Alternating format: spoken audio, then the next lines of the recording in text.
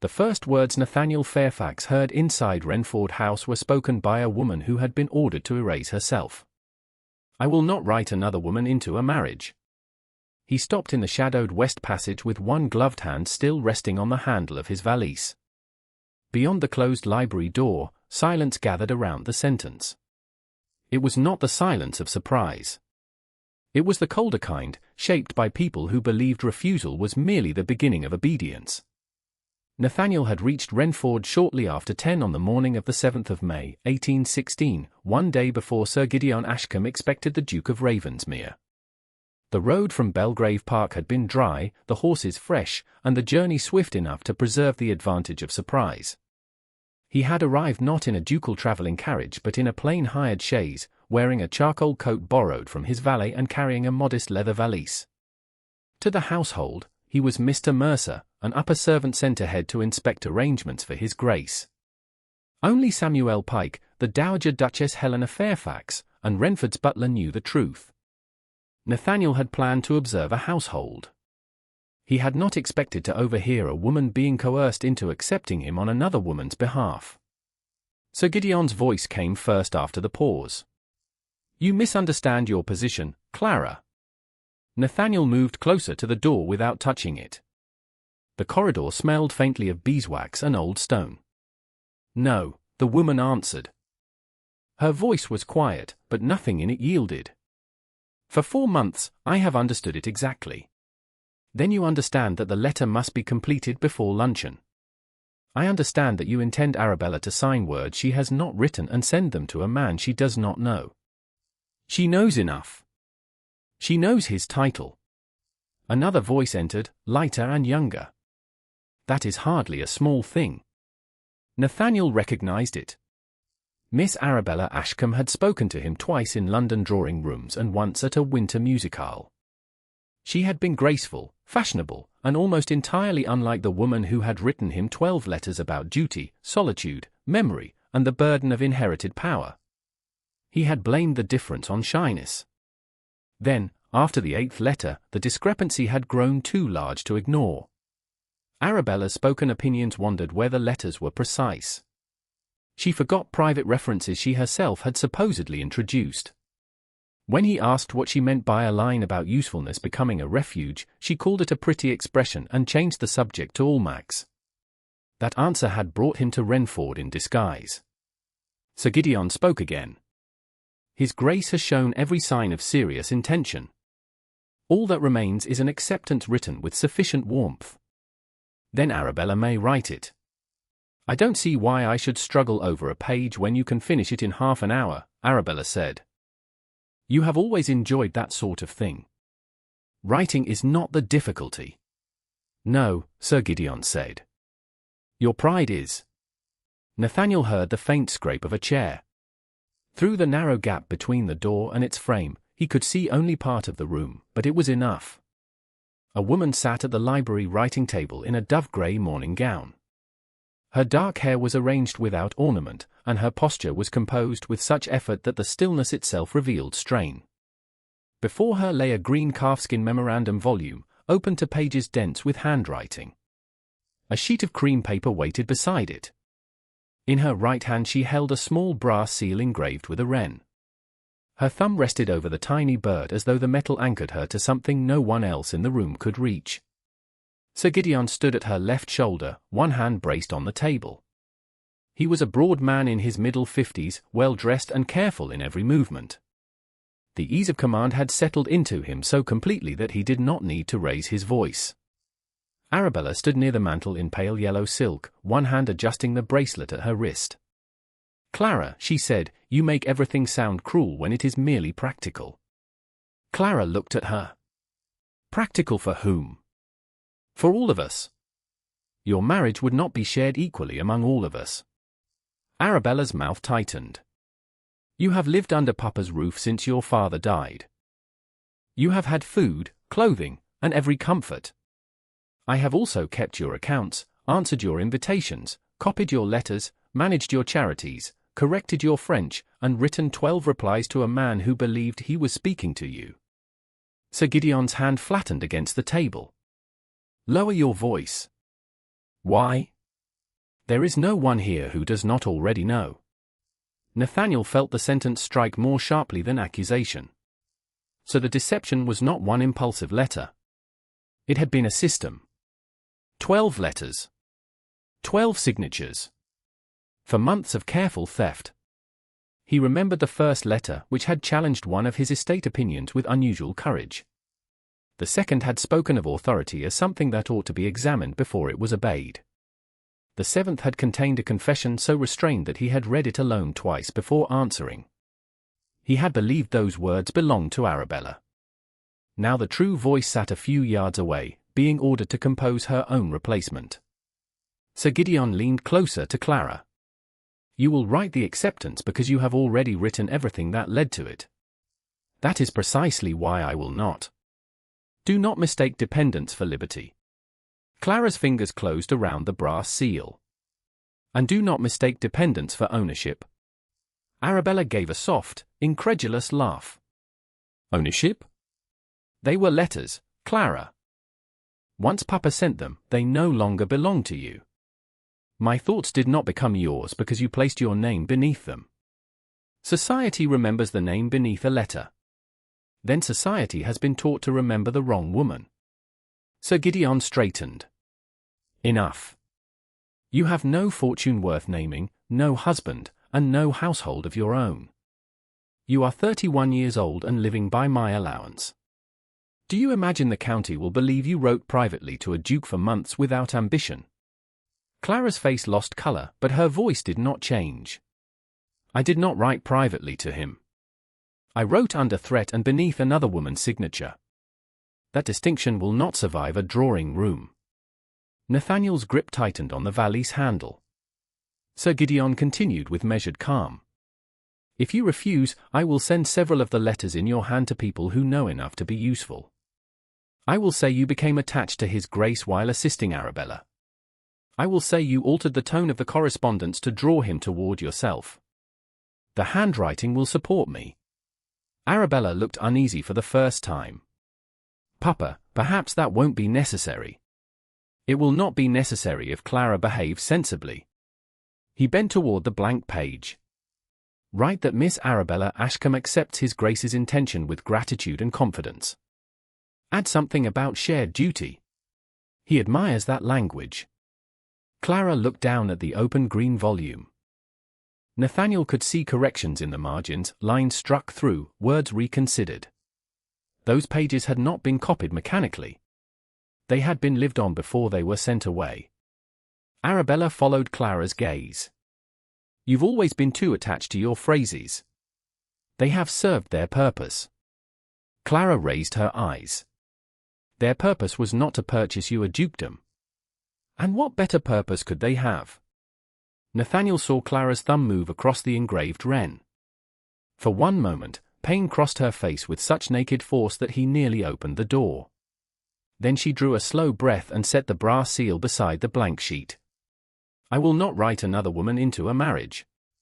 Sir Gideon's expression hardened. You will. No, do not force me to prove how little protection your name has without mine. My name has had no protection beneath yours. The valise shifted against Nathaniel's boot and touched the wooden panel with a dull knock. Every voice inside the library stopped. Clara turned toward the door first. Through the narrow gap, her eyes met his. She saw a man in a servant's coat standing where no servant should have paused. Her gaze dropped to the valise, then returned to his face. She understood at once that he had heard enough to end the lie. What she could not know was that the supposed servant behind the library door was the man her stolen words had brought to Wrenford. Clara looked away first, not because she doubted what the man in the passage had heard, but because Sir Gideon had followed the direction of her gaze. What is it? He demanded. Nothing. She lowered her eyes to the blank sheet. The green calfskin volume remained open before her, and the brass wren seal lay beside it where she had set it down. The wax is too brittle. I need a fresh stick from Mrs. Keene. Sir Gideon glanced at the red fragments in the small dish near her elbow. Use what is there. It will crack before the letter reaches Belgrave. Arabella sighed. Must every detail become an argument? A broken seal would invite questions. That possibility caught Sir Gideon's attention. He did not want questions. Very well. Fetch it and return directly.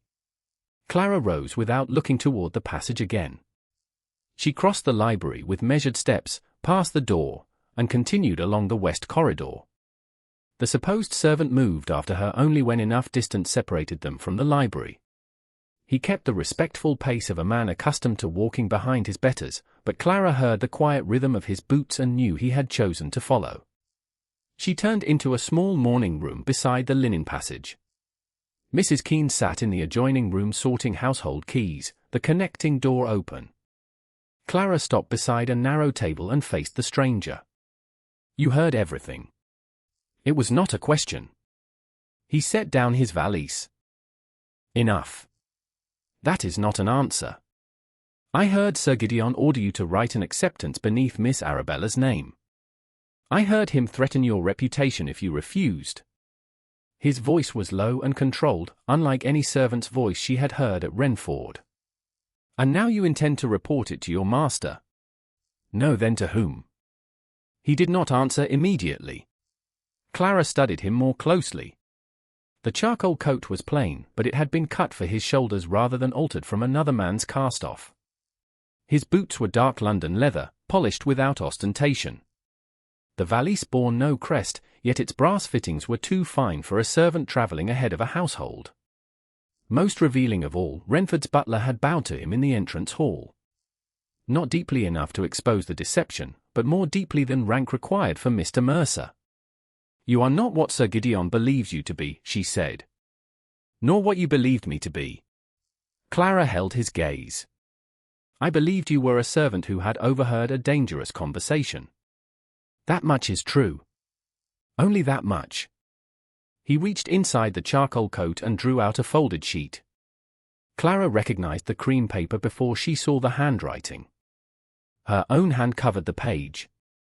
Arabella's copied signature rested at the bottom. The sight of it made the room seem suddenly smaller. Where did you get that? It was sent to me in February. He unfolded the fourth letter but did not offer it to her. You wrote, duty without choice is only obedience dressed for respectable company. Clara's breath caught. Sir Gideon had objected to the next sentence and made her remove it from the fair copy. An obedience praised too warmly becomes a prison no one admits to building. The man's expression changed. Not triumph. Recognition. That continuation was not in the letter I received. No, who else knew it? No one. Sir Gideon struck it from the draft before Arabella copied the signature. Then there is no longer any doubt. Clara's pulse quickened, though her voice remained steady. No doubt about what? He removed the charcoal coat. Beneath it he wore a dark morning coat of excellent cloth, without braid or crest, but unmistakably made for a gentleman of consequence. He laid the borrowed garment across the back of a chair. A moment later, footsteps approached. A lean man in sober livery appeared at the doorway. The stranger handed him the coat and indicated the valise. Take these, Pike. The valet accepted both without surprise. Yes, Your Grace. Mrs. Keene's key stopped moving in the adjoining room. Clara did not. She had already understood. The words merely fixed the truth in place. The man before her was Nathaniel Fairfax, 8th Duke of Ravensmere. The recipient of 12 letters written in her hand. The man Sir Gideon intended Arabella to marry. The man who had entered Wrenford disguised and listened through a library door. Samuel Pike withdrew with the coat and valise. Clara waited until his footsteps faded. Your Grace. Nathaniel inclined his head. Miss Ashcombe. You came here dressed as a servant to test a woman you meant to consider marrying. Yes. Without her knowledge. Yes. You arranged to see how she behaved toward someone she believed beneath her. That was part of it. Clara's mouth tightened. And did you imagine a false coat would make your judgment honest? I imagined it might remove the performance prepared for a duke. It removed yours instead. He accepted the rebuke without changing posture. That steadiness irritated her more than defensiveness might have done. You entered a house with knowledge no one else possessed, she continued. You watched people who could not judge you in return. You call that observation. Sir Gideon calls what he did practicality. Powerful men are very skilled at giving respectable names to advantages they take. Nathaniel looked toward the open door where Mrs. Keene remained within hearing of ordinary speech but not close enough to intrude. You are right. Clara had prepared herself for explanation, perhaps even offense. His agreement left her momentarily without reply. I do not ask you to forgive the disguise, he said. I ask only that you tell me what has been done with your letters. They were never mine once they left the room. They were yours before they left it. The words were simple. They still hurt. Clara turned toward the window. Sir Gideon first asked me to answer a formal note because Arabella disliked writing. He said it was a household courtesy. When you replied at length, he asked for another. By the third letter, he understood you preferred seriousness to flattery. By the fifth, Arabella had begun memorizing my phrases before seeing you in society. And you continued. At first because I was ordered. Later because refusal had a price. The threat to your reputation. That, and the servants. She glanced toward the adjoining room. Mrs. Keene did not turn, but Clara lowered her voice further. Sir Gideon controls references. 2 maids support widowed mothers. Mrs. Keene has given 23 years to this house. Each time I resisted, he reminded me how easily loyalty could be called insolence. Nathaniel's expression hardened, though his voice did not. He used their livelihoods to compel you. He used what was available. That does not make your obedience willing. Clara looked at him. Do not make cowardice noble merely because it was coerced. I am not. I am refusing to call it cowardice.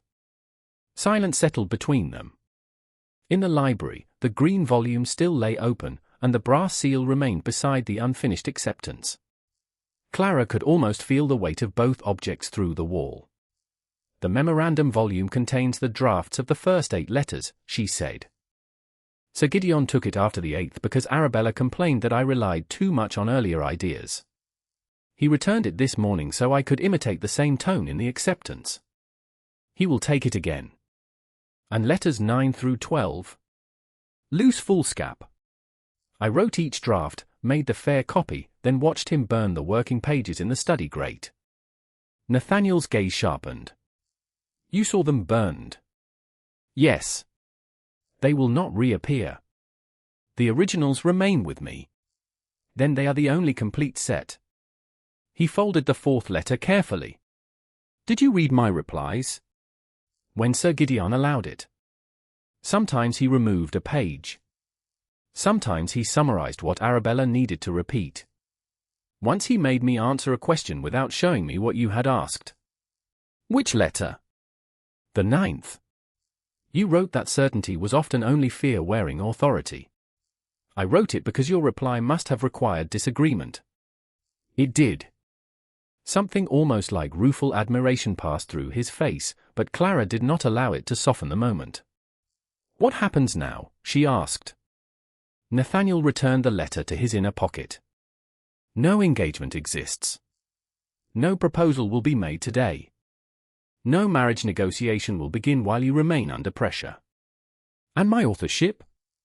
I will not reveal it publicly without consulting you. Not even to defeat Sir Gideon. Not even then. Clara searched his face. A promise from a duke can still be another decision made above everyone else. Then treat it as a limit placed upon me, not protection placed upon you. That answer reached her despite herself. Mrs. Keene entered carrying a fresh stick of blue sealing wax. She stopped when she saw Nathaniel without the servant's coat. Recognition moved across her face, followed by alarm. Your Grace. Mrs. Keene, I require no ceremony. Only discretion. The housekeeper looked at Clara before answering. You shall have it, sir, so long as it does not harm Miss Ashcombe. Nathaniel inclined his head. That is precisely why I ask. He crossed to the writing table and wrote 2 brief notes on plain paper. The first instructed Samuel Pike to delay the formal arrival party and prevent any engagement announcement. The second asked Mr. Ambrose Vale to come from Lewes as soon as propriety allowed. Nathaniel sealed neither with ducal arms. He used a plain travelling wafer and gave the notes to Mrs. Keene for the butler. Before she could leave, Wrenford's butler appeared in the passage. "Sir Gideon has gathered the family in the breakfast room, Your Grace. He wishes to introduce Miss Arabella formally." Nathaniel looked at Clara. He did not offer his arm. "Shall we go?" Clara thought of the unfinished acceptance, the green volume, and the brass wren seal waiting in the library. Then she thought of Sir Gideon standing before a duke he still believed he could manage. "We shall," she said. "But this time, Your Grace, you will let me answer for myself." The lie survived exactly 12 more steps. When the breakfast-room doors opened, Sir Gideon stood beside the long table with Arabella at his right hand and 2 elderly Ashcombe relations seated near the windows. Silver coffee pots gleamed beneath the morning light. Fresh rolls waited untouched. The room had been arranged for a private triumph, not an inquiry. Sir Gideon turned first toward Nathaniel. Recognition came slowly, then all at once. His gaze moved from the dark morning coat to the face he had seen in the passage beneath the name Mr. Mercer. Arabella's lips parted. "You." Nathaniel entered without haste. Clara walked beside him, though he offered no arm and made no attempt to place her behind him. Sir Gideon recovered with the speed of a man long practiced in converting danger into courtesy. He bowed. "Your Grace. This is an extraordinary surprise. I intended it to be." Arabella's colour rose. "But you arrived as a servant." "I arrived dressed as one." Sir Gideon gave a short laugh that persuaded no one. A harmless eccentricity, no doubt. Had I known, I would have ensured the household understood the jest. The household understood more than you intended. The 2 elderly relations looked from Nathaniel to Sir Gideon, then to Clara. Sir Gideon placed one hand on the back of Arabella's chair. "Then perhaps we may begin again properly. Your Grace, allow me to present my daughter, Miss Arabella Ashcombe, the lady whose correspondence has earned your confidence." Nathaniel did not look at Arabella. "No engagement exists between Miss Arabella Ashcombe and me." The sentence landed more heavily than anger would have done. Arabella's hand tightened around the edge of the table. Sir Gideon's smile thinned. No formal engagement, naturally. Yet for months of correspondence must have created a serious understanding. It created questions. Questions easily answered now that you are here. That remains to be seen. Arabella lifted her chin. "I wrote to you honestly, Your Grace." Clara felt Sir Gideon's attention move toward her before Arabella continued. "Clara occasionally helped me polish a phrase. She has always enjoyed making simple sentiments sound more learned than they are." One of the elderly relations gave a small, approving nod, already accepting the explanation because it required the least disturbance. Sir Gideon turned toward Nathaniel with paternal concern arranged carefully across his face. "My niece has mistaken assistance for authorship. It is an unfortunate confusion, but not a malicious one." Nathaniel looked at Clara. He did not speak for her. "Miss Clara Ashcombe, is that true?" Sir Gideon stepped between them by half a pace. "Your Grace, Clara is overwrought. It would be unkind to question her before the family. I asked Miss Clara Ashcombe." The room became very still. Clara heard the faint ticking of the mantel clock and the quiet hiss of the coffee urn. For years, Sir Gideon had controlled her through the expectation of consequence. He rarely needed to repeat an order because she knew which comfort could disappear, which servant might lose a place, which rumour might be sent beyond Wrenford. Now every face waited for her to preserve the arrangement. She saw no reason to do so. "I wrote all 12 letters," she said. Arabella's breath caught.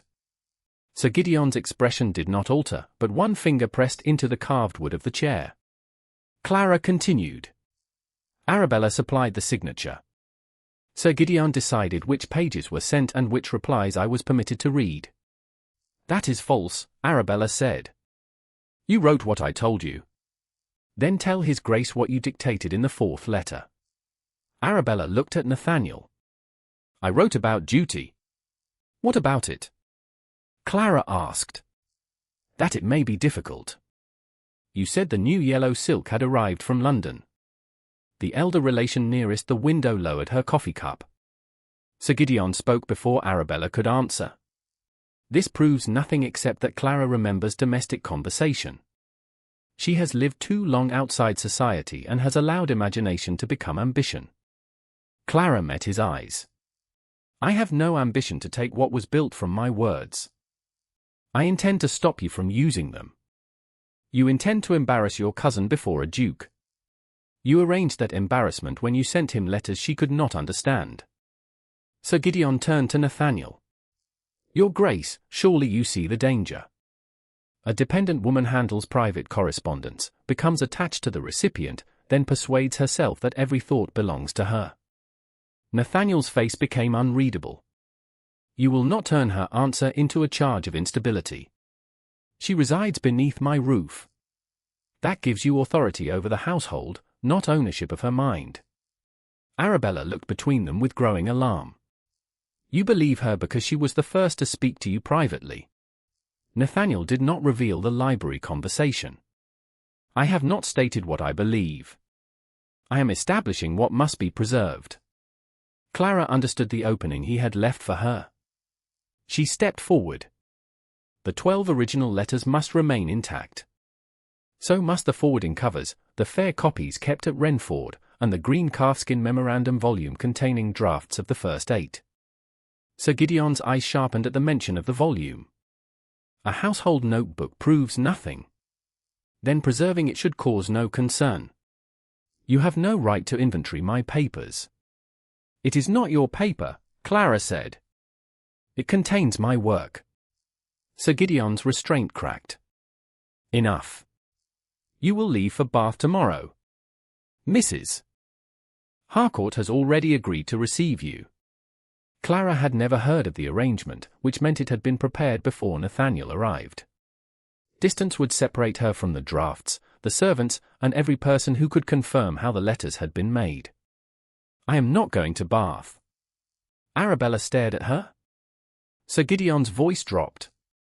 "You will do as I decide." No, the word sounded different now that it had been spoken before witnesses.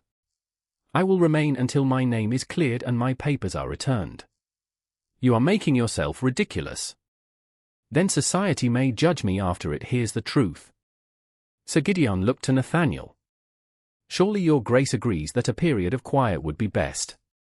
Miss Ashcombe will not be removed under the pretense of protecting a courtship that does not exist. This is my house. And my name is being used within it. You will not attach it to coercion." The hierarchy between them became visible without either man raising his voice. Sir Gideon could command Wrenford. He could not command a duke whose withdrawal would expose the scheme he had built. His anger cooled into calculation. "Very well," he said. "Clara may remain until this misunderstanding is resolved." Clara knew the concession was not surrender. It was time purchased for another move. The breakfast ended without anyone eating. The elderly relations withdrew, carrying enough truth to make silence impossible.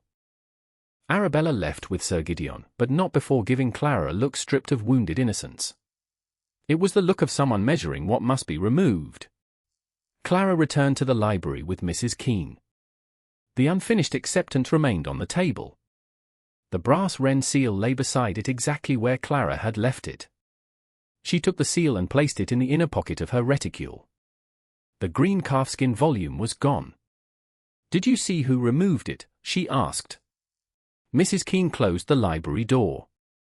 "Sir Gideon carried it into his study while you were in the breakfast room." By mid-afternoon, Mr. Ambrose Vale had arrived from Lewes in a modest hired carriage. He examined no room without witnesses. Clara, Nathaniel, Mrs. Keene, and Wrenford's butler accompanied him to Sir Gideon's study. The writing cabinet stood locked. The proper key was missing from the household ring. Sir Gideon claimed he had misplaced it and refused to permit the cabinet forced. Vale recorded only that the volume had last been seen in Sir Gideon's possession and that the cabinet could not be opened. Clara did not ask Nathaniel to break the lock by rank. The truth would need to survive more than one man's authority. That night Wrenford settled into an uneasy quiet. Shortly after midnight, Samuel Pike crossed the west passage carrying a lamp. At the turn near the unused schoolroom stairs, he saw Sir Gideon ahead of him. The baronet wore no coat over his shirt sleeves. Beneath one arm he carried the green calfskin volume, wrapped loosely in brown paper but exposed along the spine. Pike stepped back before the light reached him. He watched Sir Gideon unlock the old schoolroom, enter, and close the door. Then he looked at his pocket watch. 12 minutes past midnight. Before dawn, he reported every detail to Nathaniel. Clara listened without interrupting. When Pike finished, Nathaniel asked, "Shall I have the room opened?" Clara thought of the servant sleeping below, any one of whom Sir Gideon might blame if the book disappeared. "Yes," she said. "But Mr. Vale, Mrs. Keene, and the butler must be present. No servant's room will be searched." Nathaniel inclined his head. "As you direct." Clara closed her fingers around the brass wren seal inside her reticule. Sir Gideon had moved the book under cover of darkness. By morning, they would learn whether he meant to hide her voice or destroy it. By 8 o'clock on the morning of the 8th of May, the 12 letters had been arranged across the long table in Wrenford's small drawing-room, their folded pages ordered by postmark rather than sentiment. Nathaniel had brought them from the locked dispatch case in his bedchamber and placed them before Clara without asking her to touch them. Mr. Ambrose Vale sat at one end of the table with paper, sand, and a pen. Mrs. Keene remained near the open door. The Dowager Duchess Helena Fairfax had arrived from Belgrave shortly after sunrise in the formal carriage Sir Gideon had expected the previous day.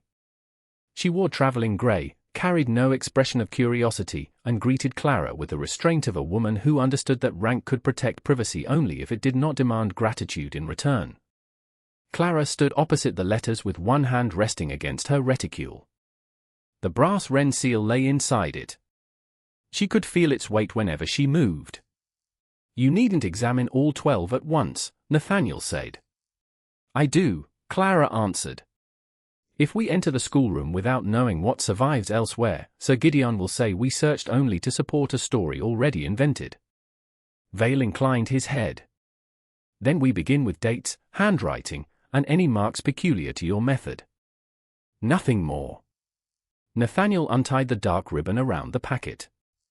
He opened the first letter and turned it toward Clara. Her hand filled the page. Arabella's name lay beneath it in a slower, more ornamental script. Clara remembered the afternoon she had written it, when Sir Gideon had called the correspondence a courtesy and Arabella had complained that the Duke's reply contained too many questions. "January the 12th, Clara said. She drew a small pocket calendar from her reticule and opened it to the first month of the year. A tiny ink stroke stood beside the date. The letter left Wrenford that morning. Vale compared the mark with the postmark. "They agree. The calendar proves only what I recorded," Clara said. "It does not prove I recorded it honestly." "No single item should bear the entire truth," Vale replied. "That is why we compare." The second and third letters matched in the same manner. Nathaniel did not read each page aloud. He selected only the passages that had first convinced him the mind behind the correspondence was unlike Arabella's public manner. In the fourth letter, Clara had written that duty without choice was obedience dressed for respectable company. In the seventh, she had confessed that usefulness had become safer than being wanted. In the 11th, she had described a household preserving a beautiful falsehood because truth would inconvenience rank. The words sounded different in the room now. They no longer floated beneath Arabella's name. They belonged to the woman standing beside the table, keeping her face still while evidence of her inner life passed through other hands. The Dowager looked at Clara rather than the pages. "Did my son answer these thoughts directly?" "Sometimes," Clara said. "When Sir Gideon allowed me to see the reply." Nathaniel opened his copy of letter 7. I answered the passage about usefulness. I saw only the first page of your reply. The second page asked what had taught you to prefer usefulness to affection. Clara's fingers tightened around the edge of the table.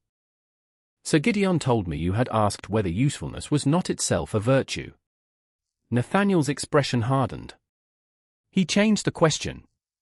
He changed many things. Vale made a brief note, then stopped at letter 11. There is a mark beneath this word. Clara leaned closer. Under the word cedar were 2 dots so small they might have been mistaken for a flaw in the ink. She had nearly forgotten them. That is mine. Nathaniel looked at her. What does it mean? Clara hesitated. The mark had begun years earlier when her mother taught her to copy household inventories and told her never to erase the knowledge that a word had been forced upon her. When Sir Gideon required me to replace a true detail with a false one, I placed 2 dots beneath the changed word. Vale bent nearer without touching the page. So cedar was not your original word. No, what was? Clara searched her memory. Letter 11 had been written on loose foolscap after Sir Gideon confiscated the green volume. She remembered his pencil tapping the draft. She remembered Arabella complaining that the original detail sounded too plain. She remembered Sir Gideon saying Arabella must remember cedar because a tree could be made to sound romantic. The first word itself would not return. I do not know, she said. The working draft was burned. Did anyone know the meaning of the dots? The dowager asked. My mother did. No one else. Vale looked around the table. Then from this moment, the meaning remains among the 4 of us and Mrs. Keene only if Miss Ashcombe wishes it. Clara considered. Mrs. Keene had heard enough to be endangered by partial knowledge and too little to defend herself if questioned. No, she said. Mrs. Keene should not be burdened with it. The housekeeper gave no sign of offense. Vale folded a clean sheet over the relevant line so that the mark could not be seen from the doorway. Then only Miss Ashcombe, His Grace, the Dowager Duchess, and I know what it signifies. Nathaniel returned the letters to order. Sir Gideon may know the mark exists. He may, Clara said. But he never asked why I made it. Because he did not imagine you would survive his corrections. The Dowager's voice was quiet. Clara met her gaze. He imagined survival and silence were the same thing. The letters were returned to the dispatch case before anyone left the room. Nathaniel locked it in Vale's presence and kept the key on his person. The search of the old schoolroom began shortly before 10. Wrenford's butler opened the door with a secondary household key.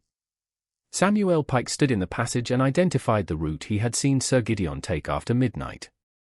Clara entered with Vale, Nathaniel, Mrs. Keene, the butler, and the Dowager. No servant's chamber had been searched. No trunk had been opened. The old schoolroom smelled of dust, cold stone, and something faintly scorched. A tall cupboard stood against the inner wall. Vale opened it first.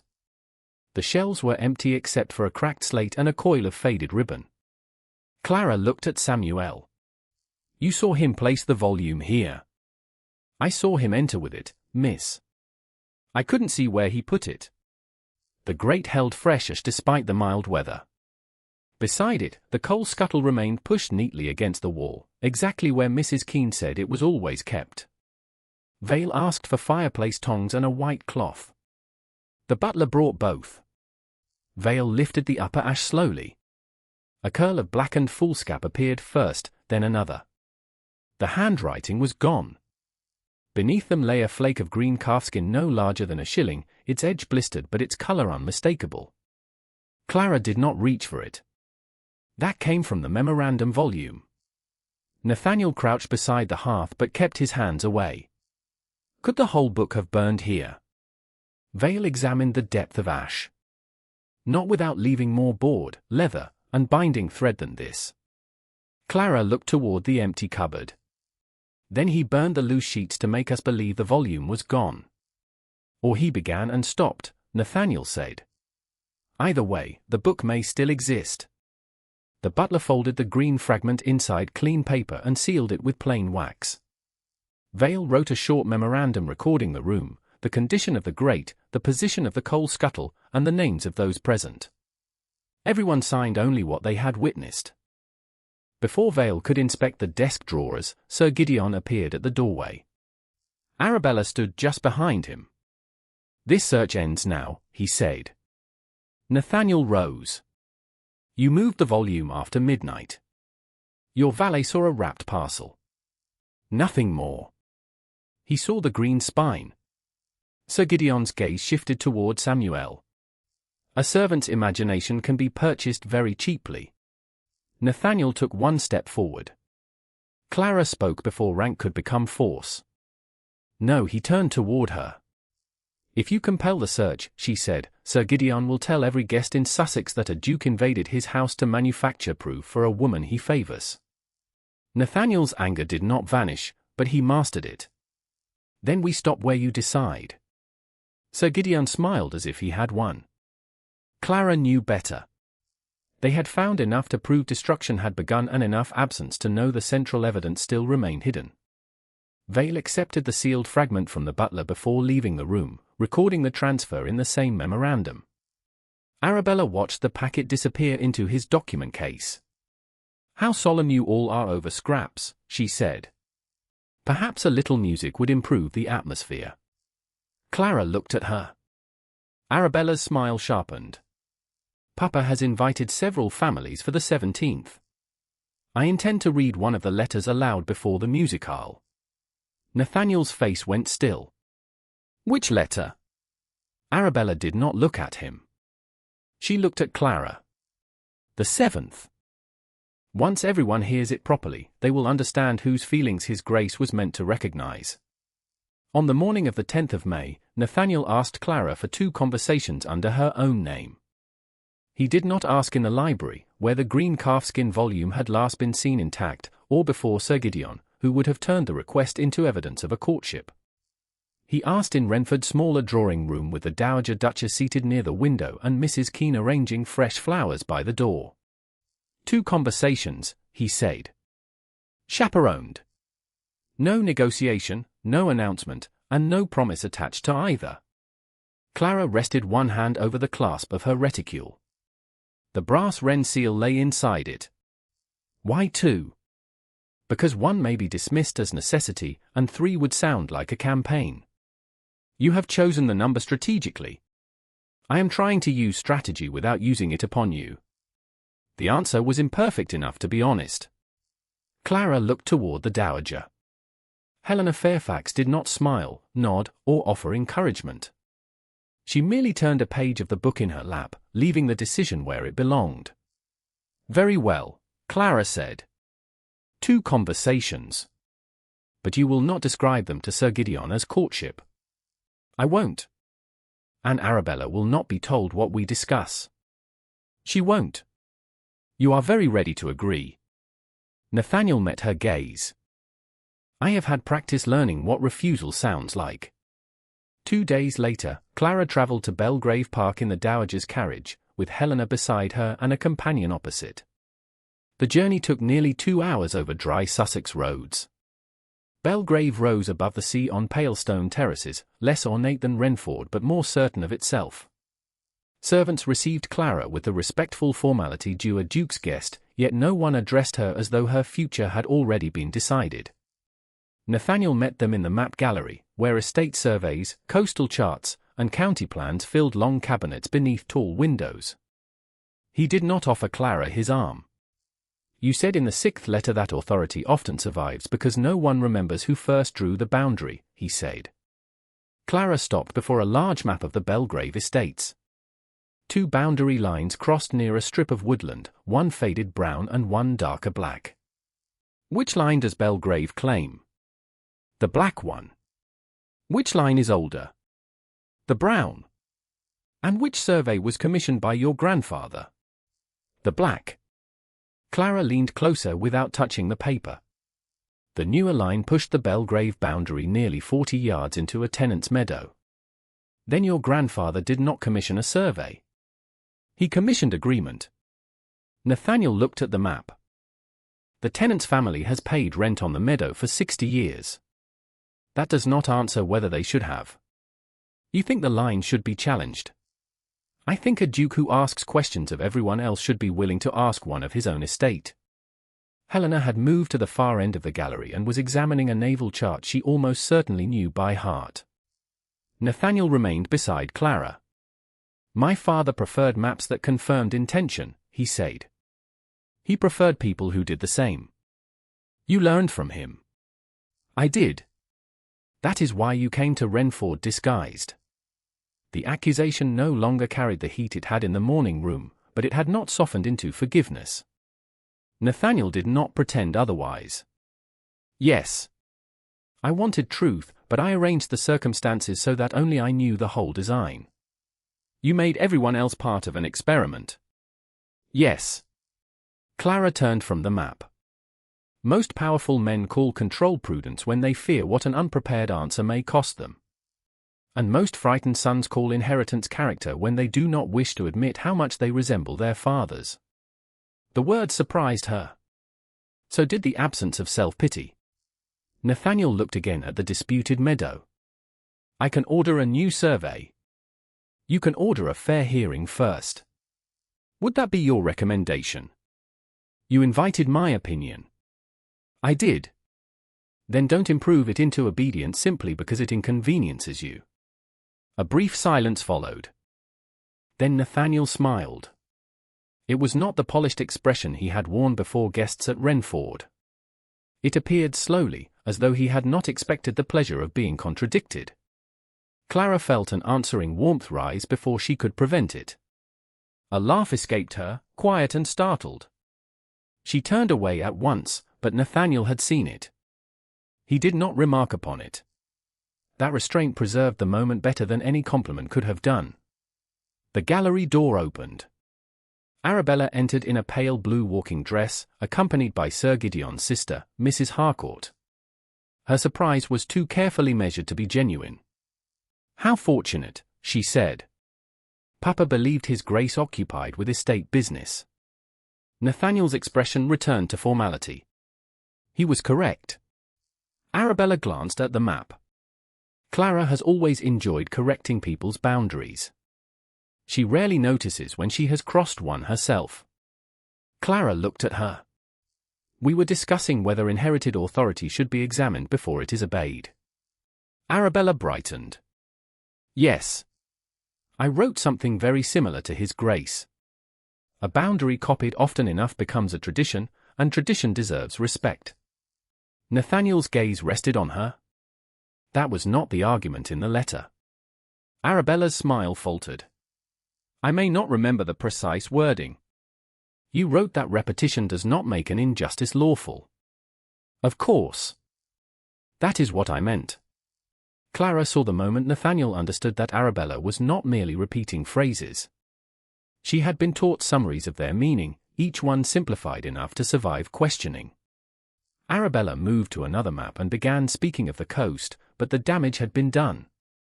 The first conversation ended not with a romantic declaration, but with a question sharper than attraction: who was teaching Arabella how to imitate a mind she did not possess?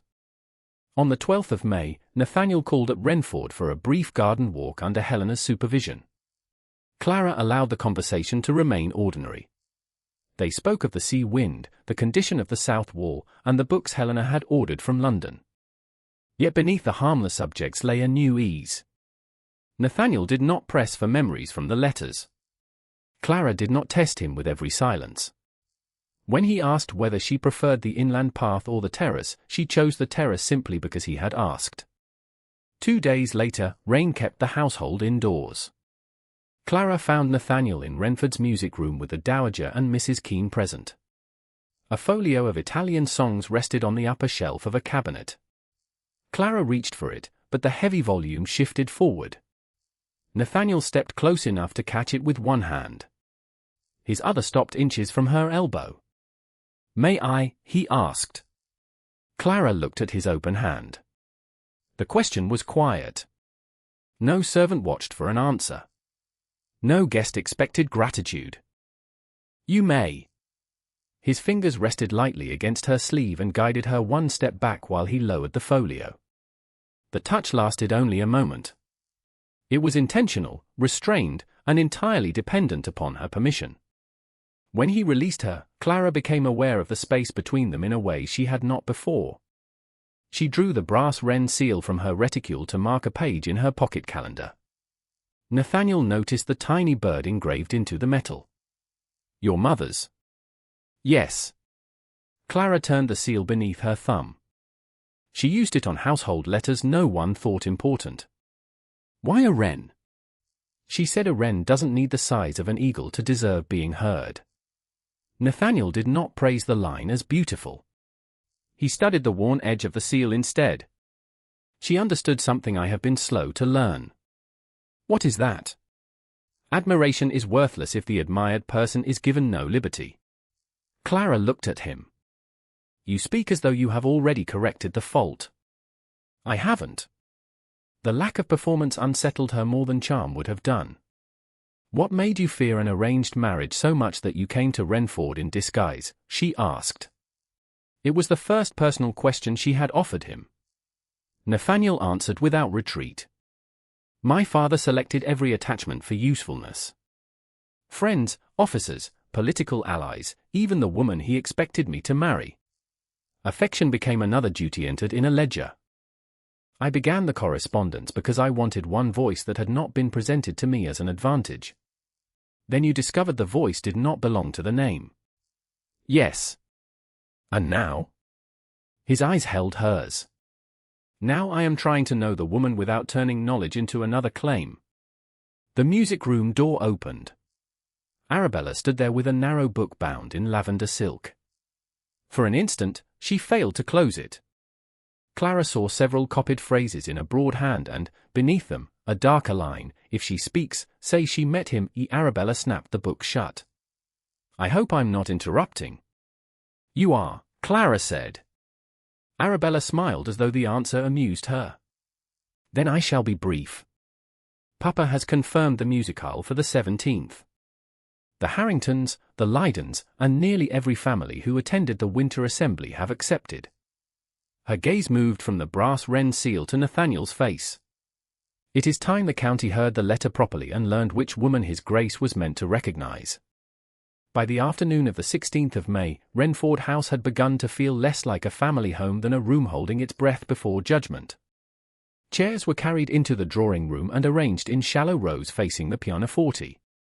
Candles stood ready in the wall branches, though the late spring light would linger well into the evening. Arabella had ordered fresh flowers for the mantel, rejected the first arrangement, and demanded another because the pink blossoms did not flatter the ivory gown she intended to wear. Sir Gideon reviewed the guest list twice, then added 2 families whose approval mattered less than their talent for repeating what they heard. Clara watched the preparations from the doorway until Mrs. Keene came to stand beside her. "You needn't remain here, miss," the housekeeper said quietly. "If I leave, Arabella will rehearse the accusation without me and call my absence guilt." Mrs. Keene looked toward the pianoforte, where Arabella's lavender silk lesson book lay open beside a copied page. "She has been studying since breakfast." "So have I." "Not the same lesson." Clara's fingers closed around the clasp of her reticule. The brass wren seal rested inside, its small weight steady against her palm. Across the room, Arabella traced one line with the tip of a pencil, then paused exactly where Sir Gideon had marked the page. Clara recognized the sentence even from a distance. "I have spent so long making myself useful that usefulness now feels safer than being wanted." Letter 7. The confession had been written at 2 in the morning after Sir Gideon dismissed a kitchen maid for breaking a dish, though the girl had served the family for 6 years. Clara had sat alone afterward and wondered whether usefulness could ever protect a woman from being discarded. She had written the truth because she believed the truth would travel under another name and vanish. Now Arabella intended to perform it before half the county. "Which passage follows?" Sir Gideon asked. Arabella looked down at the lesson book. "The one about being seen too late." "No. The pause comes first. Then you look toward Ravensmere." Arabella glanced at Clara and closed the book. Must you stand there like a funeral monument? Must you rehearse grief you never felt? The guests won't ask where every feeling began. No. They will only decide whom to punish for it. Sir Gideon approached with a folded list in his hand. You will sit beside Mrs. Harcourt tomorrow evening and remain silent until Arabella has finished. I will sit where the Dowager Duchess places me. You will not use her grace to defy this household. You have already used his grace to threaten it. His expression hardened, but before he could answer, Nathaniel entered with the Dowager. He had called at the proper hour and brought no formal party, no bouquet, and no visible display of rank beyond the fact that every servant in the room straightened when he appeared. His gaze moved from the rows of chairs to the lavender book, then to Clara. Miss Ashcombe, may I speak with you? Sir Gideon answered first. Tomorrow's musicale concerns the entire family. My question did not. The Dowager crossed to a chair near the windows, making the chaperoned nature of the conversation unmistakable. Mrs. Keene remained by the open door. Clara walked with Nathaniel into the adjoining conservatory, where the glass panes held a pale reflection of the cloudy sky. He stopped beside a table of geraniums and waited until she faced him. I know which letter Arabella intends to read. The 7th. Yes. You may still refuse to attend, he said. Without you, the performance becomes absurd. Without you, Sir Gideon will send copies afterward and say you were too disturbed by the truth to hear it publicly. Then I will forbid him to use my name. He will not need your name. Only the rumor attached to it. Nathaniel looked through the glass toward the south lawn. I can prevent the gathering. By rank. Yes. And every guest will say a duke silenced the room to protect a woman already accused of pursuing him. He turned back to her. What do you want me to do? The question came without persuasion hidden beneath it. Clara drew the brass wren seal from her reticule and turned it once between her fingers. Attend. And remain silent. Until I speak. If Sir Gideon accuses you directly. Until I speak. If Arabella claims the words as hers. Until I speak. His jaw tightened. You are asking me to watch them use your most private confession against you. I am asking you to keep the promise you made. The word struck him with enough force that his expression changed. He did not look away. Then I will. Clara studied him. You may correct false claims about your movements. Nothing more. I understand. Do you? Not completely. His honesty unsettled her. But I understand the limit. The Dowager turned a page in the adjoining room. Clara looked down at the wren engraved into the brass. Sir Gideon will provoke you. He is unlikely to fail. And Arabella will make the room believe she has been injured. She may. If you take control of the room, even in my defense, you will make their argument easier. Nathaniel extended one hand, palm upward. He did not move closer. Clara looked at the offered hand. At Belgrave, he had accepted contradiction. In the music room, he had asked before touching her. Those moments had not erased the disguise, but they had given her evidence of another possibility. She placed her fingertips against his palm. The contact was brief. His fingers did not close around hers. I will not speak before you, he said. Do not make me regret believing that. I won't. Clara withdrew first. The absence of his touch remained visible between them for one breath before she returned the seal to her reticule. Later that evening, Ruth Hale carried Arabella's ivory gown into the dressing room and found the lavender lesson book open before the mirror. Ruth was 23, quiet by habit, and careful because carelessness costs servants more than broken china. She arranged the gown over a chair, then moved behind the folding screen to retrieve the pearl combs from a lower drawer. Sir Gideon entered without knocking. Arabella sat at the dressing table with the lesson book across her knees. Ruth remained behind the screen, hidden by the gown she held against her chest. You paused too long after the line about usefulness, Sir Gideon said. The room must pity you, not grow impatient.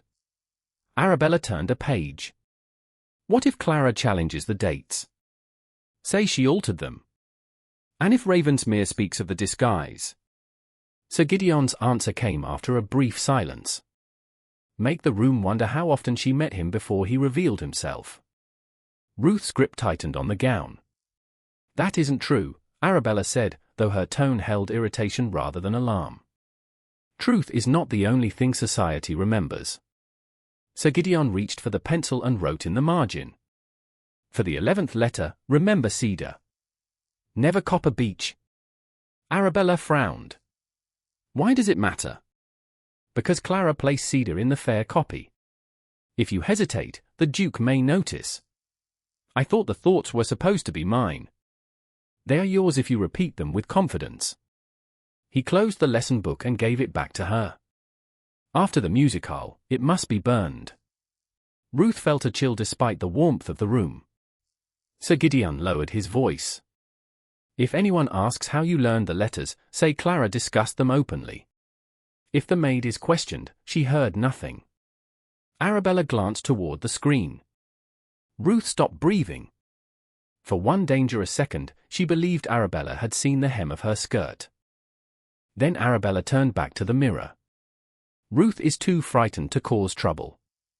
Fear is useful only while it remains stronger than conscience. Sir Gideon left. The door closed behind him. Ruth waited before stepping from the screen. Arabella saw her and went still. How long have you been there? Since before Sir Gideon entered, miss. Arabella's face lost colour. Then calculation replaced it. She held out the lavender lesson book. Take this tomorrow after the guests leave. Ruth accepted it because refusing would reveal too much. What shall I do with it? Burn every page. Arabella's gaze hardened. And don't make me ask twice. Ruth lowered her eyes. No, miss. The next evening, as the first carriages rolled across Wrenford's gravel drive, the lavender lesson book remained in Arabella's possession. She opened it one final time beside the pianoforte, resting one finger on the instruction beneath letter 11. Cedar. Never copper beech. Across the drawing room, Clara entered with the Dowager Duchess and felt the brass wren seal inside her reticule. Nathaniel stood near the mantel, exactly where she had asked him to remain. Arabella closed the book, lifted the copied page, and smiled at the gathering county. Before the music begins, she said, I should like to share the letter that first taught His Grace how deeply I feel.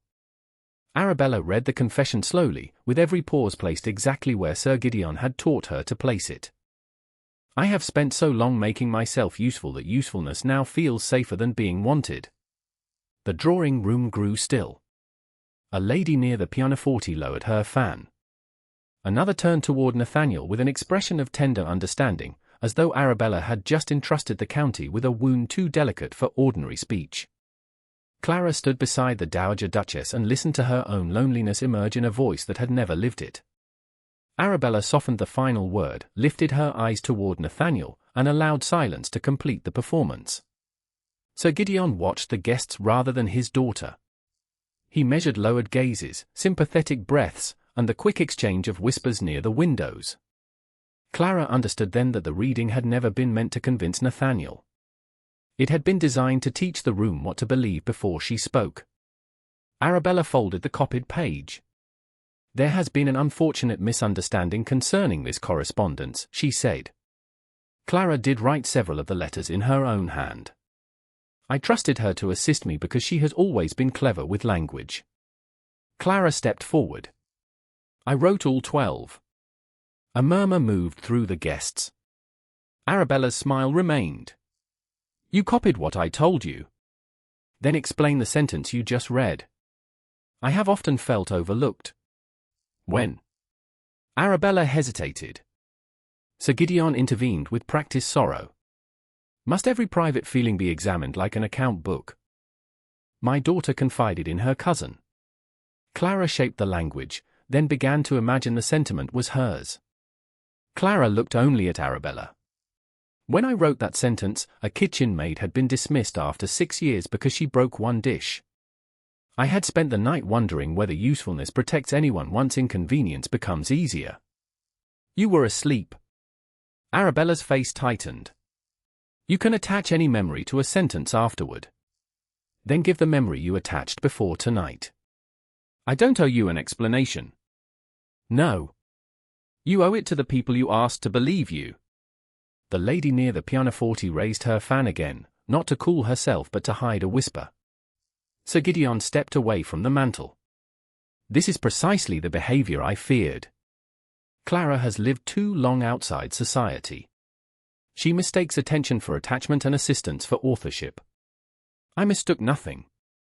Clara drew her pocket calendar from her reticule. The first letter left Wrenford in January. The 7th was written in March. His Grace did not enter this house until the 7th of May. Sir Gideon gave a regretful sigh. Dates written in a private calendar can be altered. Postmarks cannot. Postmarks prove when letters travelled, not who formed the ideas. Arabella lifted her chin. Clara learned I might marry His Grace. She began making the letters more personal to draw him toward herself. I did not know he intended to come disguised. Not openly, Sir Gideon said. The room quieted again. Clara felt the direction of the attack before he completed it. A duke in a servant's coat may enter passages no gentleman would use. A woman already writing to him may arrange meetings no chaperone would witness. A guest near the windows whispered, "How calculated." Another answered, "At 31, desperation can look very much like patience." Clara's hand closed around the calendar, but she did not turn toward the voices. I had never seen His Grace before the morning he arrived. You had never seen him as a duke, Arabella replied. The false distinction spread through the room with frightening speed. Clara looked at Nathaniel. He stood near the mantel exactly where she had asked him to remain. His face had become still. She could see anger in the line of his shoulders and restraint in the fact that he had not moved. Sir Gideon turned toward him. Your Grace cannot know how often she met Mr. Mercer before revealing himself. This was the limit Clara had given Nathaniel permission to correct. He stepped forward. I can know, because Mr. Mercer never existed before the morning of the 7th of May. Every gaze shifted to him. I entered Wrenford under that name shortly after 10. Miss Ashcombe did not know my identity. She had never met me in any form. Sir Gideon's expression changed, but he recovered. Then perhaps your Grace will explain why you listened outside a library door. I heard you order Clara to write a marriage acceptance beneath Arabella's name. The room drew a collective breath.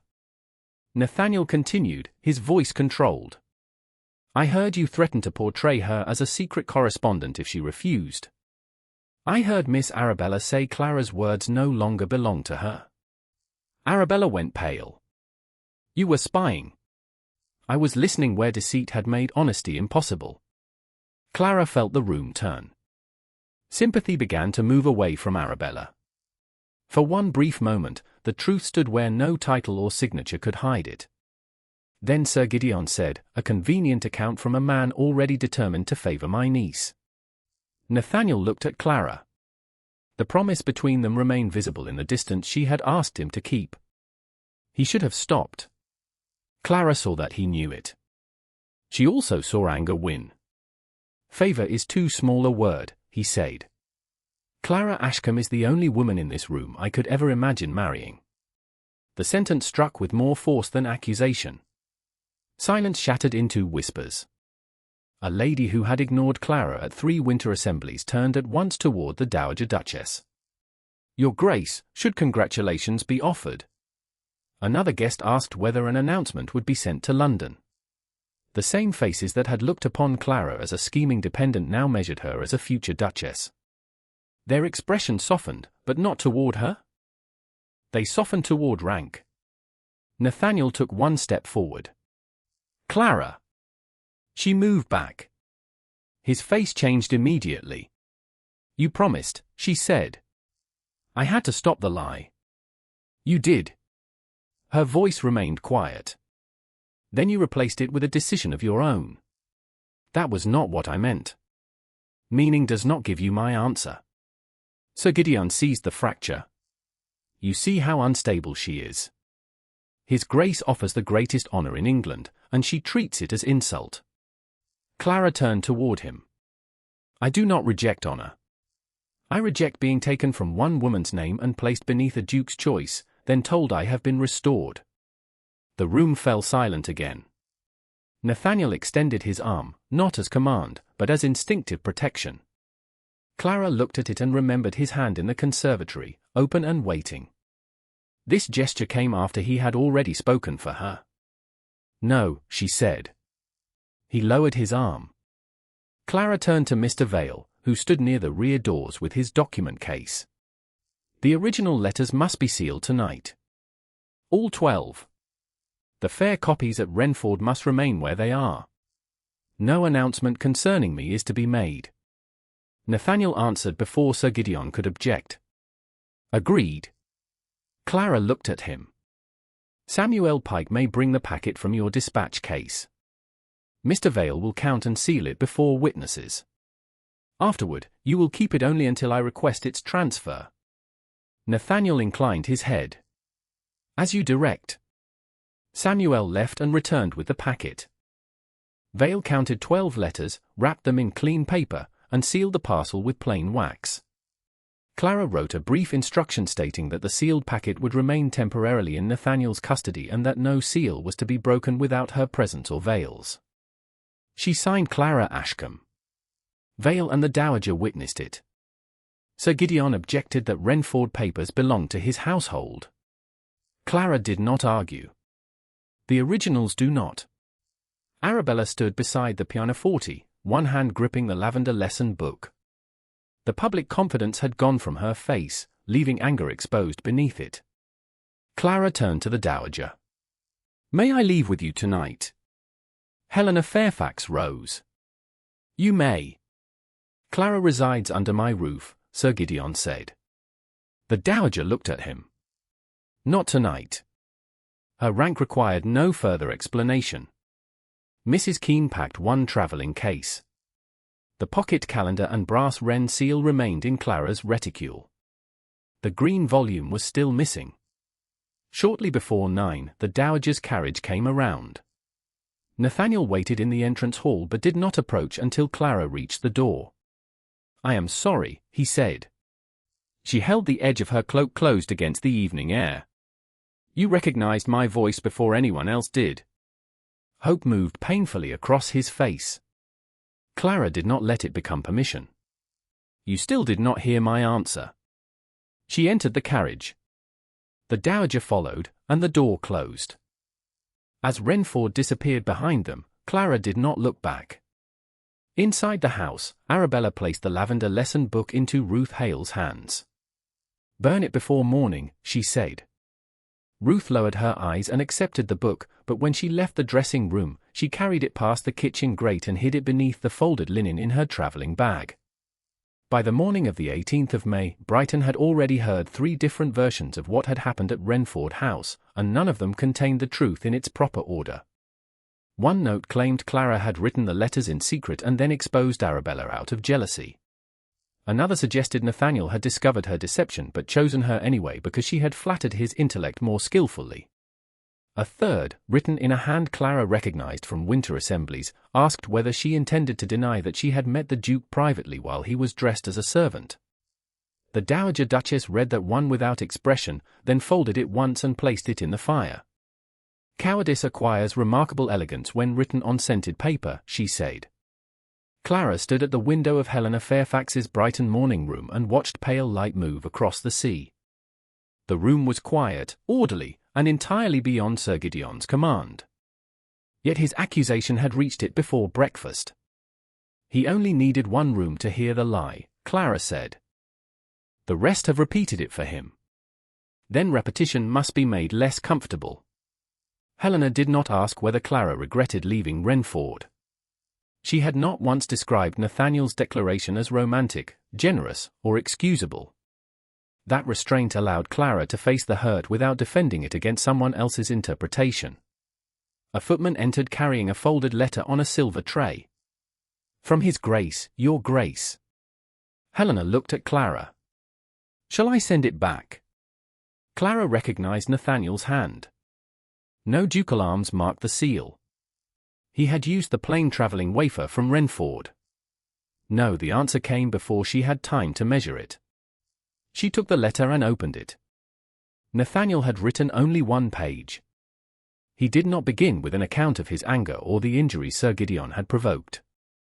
He did not ask her to remember that he had defended her. He named what he had done. He had entered Wrenford under a false name and placed himself in judgment over people who could not judge him in return. He had promised to let Clara speak first and had broken that promise. Worst of all, he had taken a woman already hidden beneath another's signature and publicly placed her beneath his own preference before asking whether she desired any future with him. I recognized your voice, he wrote, and then behaved as though recognition gave me a claim upon your answer. It did not. I will not ask forgiveness. I will not speak again of marriage unless you choose to raise the subject. I will correct every false statement concerning my conduct and your knowledge of my disguise. What belongs to your authorship remains yours to prove or leave private. Clara read the final lines twice. The letter did not offer flowers, a ring, or the comfort of noble intention. It gave her no weakness to attack and no gratitude to perform. Helena waited until Clara folded it. Does he understand? Enough to stop asking me to ease his conscience. A useful beginning. Before Clara could reply, the footman returned with a printed notice delivered from the Brighton subscription rooms. Nathaniel had circulated a correction among the families present at Wrenford. Miss Clara Ashcombe had not known Mr. Mercer to be the Duke of Ravensmere before the morning of the 7th of May. She had held no private meeting with him before that date. No engagement existed between His Grace and either Miss Clara Ashcombe or Miss Arabella Ashcombe. Any statement to the contrary was false. Nathaniel had signed the notice without embellishment. He had not declared Clara the writer. He had not called her innocent of matters he could not personally prove. He had corrected only his movements, his disguise, and the absence of any engagement. Clara placed the notice beside his letter. He kept within the boundary.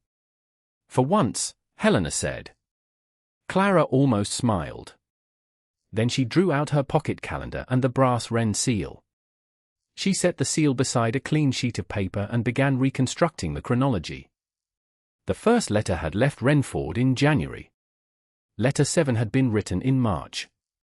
Letter 11 bore the double dot beneath cedar. Nathaniel had not entered Wrenford until the 7th of May. The dates disproved Sir Gideon's claim that she had begun the correspondence after meeting the disguised Duke, but the calendar alone would not be enough. He would call it altered. Arabella would claim the sentiments had been dictated. They still needed the green volume, the lavender lesson book, or a witness who could describe the rehearsal. Clara stopped her pen. She knew Ruth had held Arabella's lesson book during the preparations. She did not know whether Ruth had seen what was written or whether Arabella still possessed it. She would not turn uncertainty into fact merely because certainty would be useful. The green volume remains the strongest proof, she said. Helena sat opposite her. The first search found only a fragment. And too little ash for the whole binding. Clara looked toward the sea, seeing instead the old schoolroom grate. The coal scuttle had stood neatly against the wall on the 8th of May. Sir Gideon had wanted them to think the volume was already gone. He burned the loose drafts to create an ending, she said. Which means the volume may still have been hidden in the room. A knock sounded. The footman entered with a letter addressed in Mrs. Keene's narrow hand.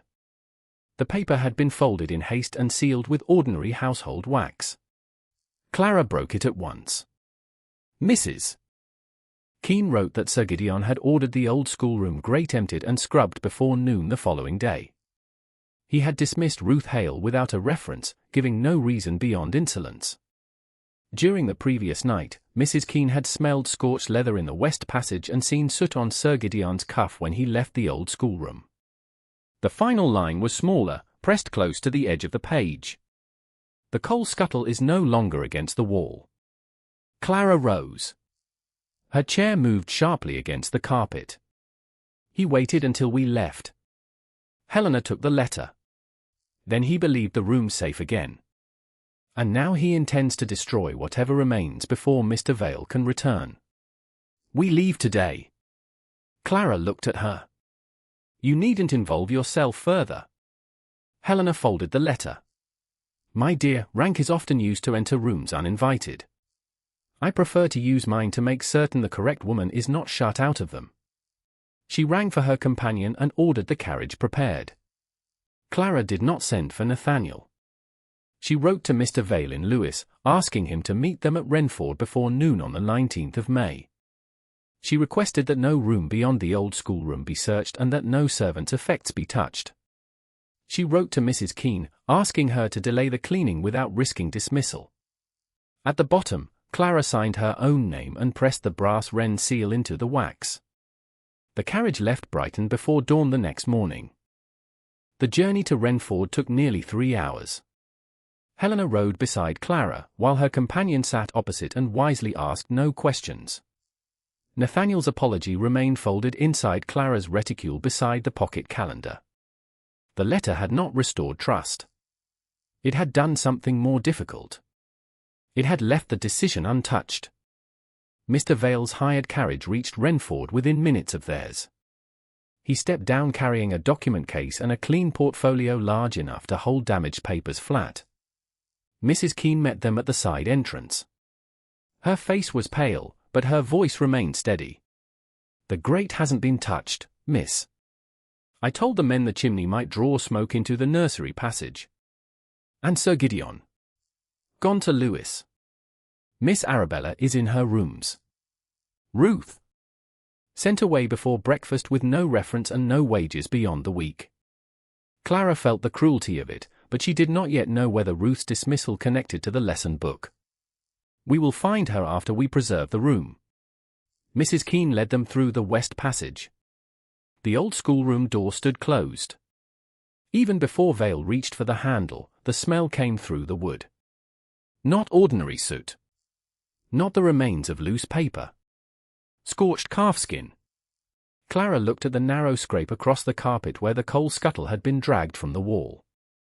Her hand closed around the brass wren seal inside her reticule. Sir Gideon had not merely hidden the green volume. During the night, he had tried to make certain that whatever remained of Clara's voice would never be read again. Clara opened the old schoolroom door herself. The smell of scorched calfskin deepened at once, sharper than the faint odor that had reached them through the wood. Grey ash lay across the grate in a thin, deliberate layer, too even to be natural. The coal scuttle stood several feet from the wall, angled across the edge of the hearth rug. A dark scrape marked the carpet behind it. Mr. Vale stopped just inside the room and opened the memorandum he had written during the first search on the 8th of May. The scuttle was then against the north wall, he said. Mrs. Keene, is that correct? Yes, sir. It has stood there for years. The Dowager Duchess remained near the doorway with her companion beyond her in the passage. No one else entered. Clara looked at the grate, the scuttle, and the faint soot disturbed across the floorboards. We record its present position before moving it. Vale wrote a brief description. Clara, Helena, and Mrs. Keene signed only after he read it aloud. Then Vale and the housekeeper lifted the iron scuttle together. Its base dragged once against the rug and revealed what Sir Gideon had tried to conceal beneath its weight. A blackened strip of spine lay beside a half-burned board covered in blistered green calfskin. Several fused leaves rested beneath it, their edges curled inward and brittle with heat. Clara did not move. She had prepared herself to find evidence. She had not prepared herself to recognize the corner of a page her mother had once touched. Along one surviving margin, beneath the soot, remained a large capital C corrected in faded brown ink. Her mother had drawn the line when Clara was 17 and impatient with her own hand. You lift too quickly, she had said. A good letter should know where it is going before it rises. Clara heard the words so clearly that the room seemed to narrow around them. The volume had held more than drafts. It had held the last marks of a woman whose voice no one at Wrenford had dared steal while she was alive. Nathaniel was not there to see Clara's hand close against her skirt. She was grateful for that. This pain did not yet belong to anyone else's protection. "That is the memorandum volume," Clara said. Her voice held. "The correction in brown ink is my mother's."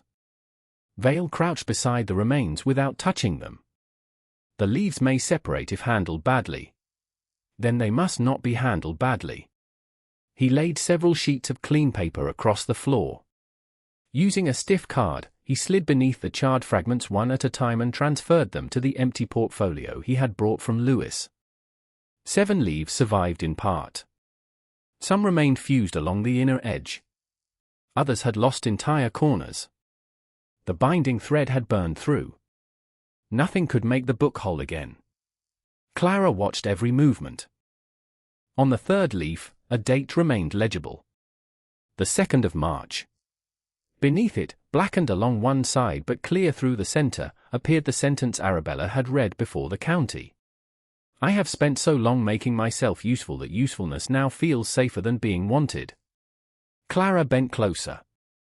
Below the line, the word endure had been struck once and replaced with remain. The same correction appeared in Nathaniel's original letter 7. "This page must stay exactly as it is," she said. Vale nodded. "It will." On another surviving leaf, only fragments of letter 6 remained, but Clara recognized the pressure of Sir Gideon's pencil in the margin. The graphite had left shallow grooves even where the words themselves had burned away. It was not yet readable evidence, but it showed another hand had worked upon her drafts. Vale closed the portfolio carefully and tied it with cotton tape. He placed the green calfskin fragment from the first search beside the recovered board. The color, grain, and blistered surface matched. "The fragment found on the 8th of May came from this cover," he said. "I can state that as an observation, not as proof of who burned it." Clara looked at the grate. The loose foolscap found earlier was meant to persuade us the whole volume had already gone. "It appears so." Mrs. Keene glanced toward the coal scuttle. "He must have hidden the book elsewhere in the room after the first search, then burned it after Miss Clara left. And concealed what survived beneath enough coal to discourage a servant from lifting it," Helena said. Clara looked at the charred portfolio. "He believed damage would make ownership impossible." Footsteps sounded in the passage before Vale could answer. Sir Gideon entered without waiting to be invited. He had returned from Lewis sooner than Mrs. Keene expected. Dust marked the hem of his coat, and impatience had stripped the smoothness from his expression. His gaze went first to the moved coal scuttle, then to the portfolio in Vale's hands. Recognition appeared for less than a second. "What authority do you have to search this room?" "Miss Ashcombe requested that papers written in her hand be preserved," Vale replied. "The Dowager Duchess and Mrs. Keene have witnessed every step." Sir Gideon looked at Clara. "You planted those scraps under a coal scuttle in a locked room after travelling from Brighton before dawn. You have servants willing to lie for you." Mrs. Keene's face changed, but Clara answered first. "Name one." He did not. The silence was brief, but it exposed the insult for what it was. Sir Gideon shifted his attention to Vale. "A burned household notebook proves nothing." "It proves the notebook existed," Clara said. "It proves someone tried to destroy it after the first search." "Someone," he repeated. "You cannot say who." "No. That is why we will say only what we can prove." Her restraint unsettled him more than accusation would have done. He had expected emotion he could call instability. Clara gave him sequence instead. On the 8th of May, the volume was missing and the scuttle stood against the wall. On the night of the 18th of May, Mrs. Keene smelled burned calfskin and saw soot on your cuff after you left this corridor. This morning, the scuttle had been moved and the remains were beneath it. Sir Gideon turned toward the housekeeper. "You exceed your station." "I described what I saw, sir," Mrs. Keene said. "Nothing more." A young schoolroom maid appeared in the passage carrying a dust cloth. She stopped when she saw the gathering. Clara recognized her as Mary Dobson, who cleaned the west corridor each morning. "Mary," Clara said, "Did you see anyone here last night?" The girl looked at Sir Gideon and went pale. Clara did not offer safety she could not guarantee. "Tell only the truth. No more."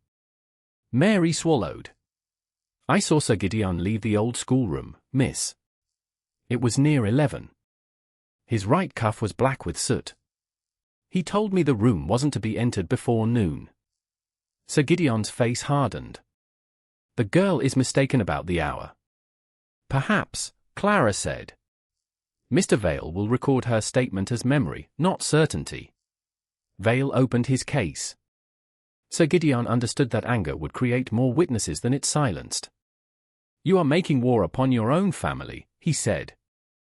Clara stood beside the portfolio holding the burned remains of her mother's corrections and her own stolen words. "You made war upon my name when you sent it away beneath Arabella's." He left without answering. The room seemed larger after him, though no less cold. Vale finished Mary's short statement and allowed her to return to work. No one searched another room. Clara looked once more at the tied portfolio. The green volume had been damaged beyond repair, but it had not been silenced completely. "Ruth was dismissed immediately after the musicale," she said. "She may know what became of Arabella's lavender lesson book." Vale closed his document case. Samuel Pike has already begun asking at the coaching inns between Lewes and Brighton. Clara looked at him. "At whose instruction?" "His Grace's, after I sent word that the original packet might soon be needed." The answer came before Nathaniel appeared in the passage. He stopped outside the schoolroom and did not enter. "May I come in?" Clara considered him, then nodded. Nathaniel crossed the threshold. His gaze moved first to her face, then to the tied portfolio. He did not reach for it. "What do you need me to do?" he asked. "No declaration. No command."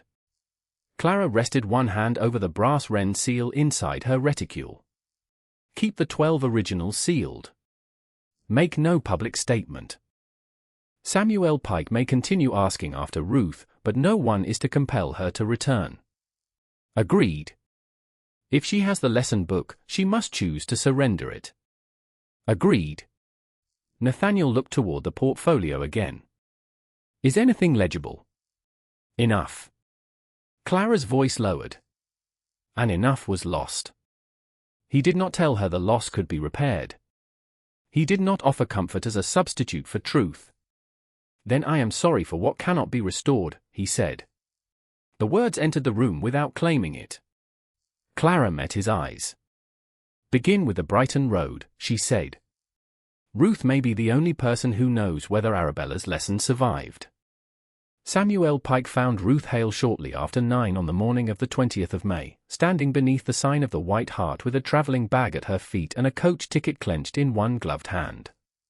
The inn lay on the Brighton Road, busy enough to hide a dismissed maid for a night and too busy to keep her hidden once questions began. Pike did not approach her as though she were under arrest. He asked the innkeeper for a private parlour, sent a boy with a note to Mr. Vale, and told Ruth only that Miss Clara Ashcombe wished to speak with her before the southbound coach departed. Ruth's face went white. "I haven't stolen anything." "No one has said you have," Pike replied. "Then why is a duke's valet looking for me?" "Because frightened people are often blamed before anyone asks what frightened them." Ruth looked toward the coach yard, where horses were being changed beneath a clatter of harness, and shouted instructions. "If I miss this coach, I may not have money for another." Pike paid the innkeeper to hold the ticket without cancelling it. "Then you will still have a choice when Miss Ashcombe arrives." Clara reached the White Hart less than an hour later with the Dowager Duchess and Mr. Vale. Nathaniel's carriage followed at a distance. He entered through the public room and remained there with Pike, keeping his rank away from the private parlour unless Ruth asked for him. Clara found the maid standing beside the window, her travelling bag held close against her skirt. Ruth looked younger without Arabella's livery and more exhausted than Clara remembered. "Miss Ashcombe," she said, dropping an uncertain curtsy. "I didn't take jewels or money. Miss Arabella will say I did, but I didn't." Clara closed the parlor door while Helena and Vale took seats where they could witness without surrounding her. I did not come to accuse you. Sir Gideon dismissed me without a character. That is the same as calling me dishonest. It can become the same if no one corrects him. Ruth's eyes filled, though she blinked the tears away. Will you give me a reference if I tell you what I know? Clara heard the desperation beneath the question. A maid without a written character could be turned away from every respectable household between Brighton and London. It would have been easy to promise anything and call it kindness. I will tell the truth about what you do here, Clara said. I will ask the Dowager Duchess to do the same. I cannot promise that every choice will be without consequence, and I will not ask you to lie in exchange for protection. Ruth studied her for several seconds.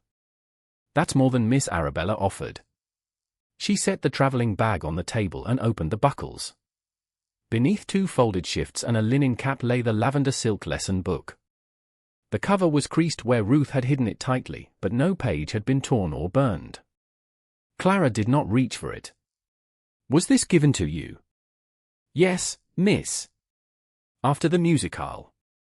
Miss Arabella told me to burn every page before morning. Why did you keep it?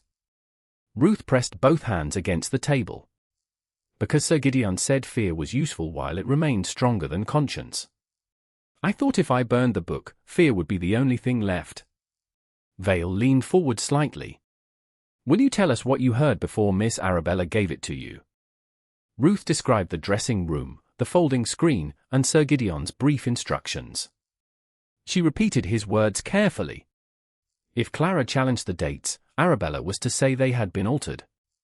If Nathaniel mentioned the disguise, the guests were to wonder how often Clara had met him secretly. For letter 11, Arabella was to remember Cedar, never Copper Beech. Clara felt the clue settle into place beside the double dots beneath Cedar. She did not yet know why Sir Gideon had replaced the original detail, but he had feared the wrong tree enough to rehearse the substitution.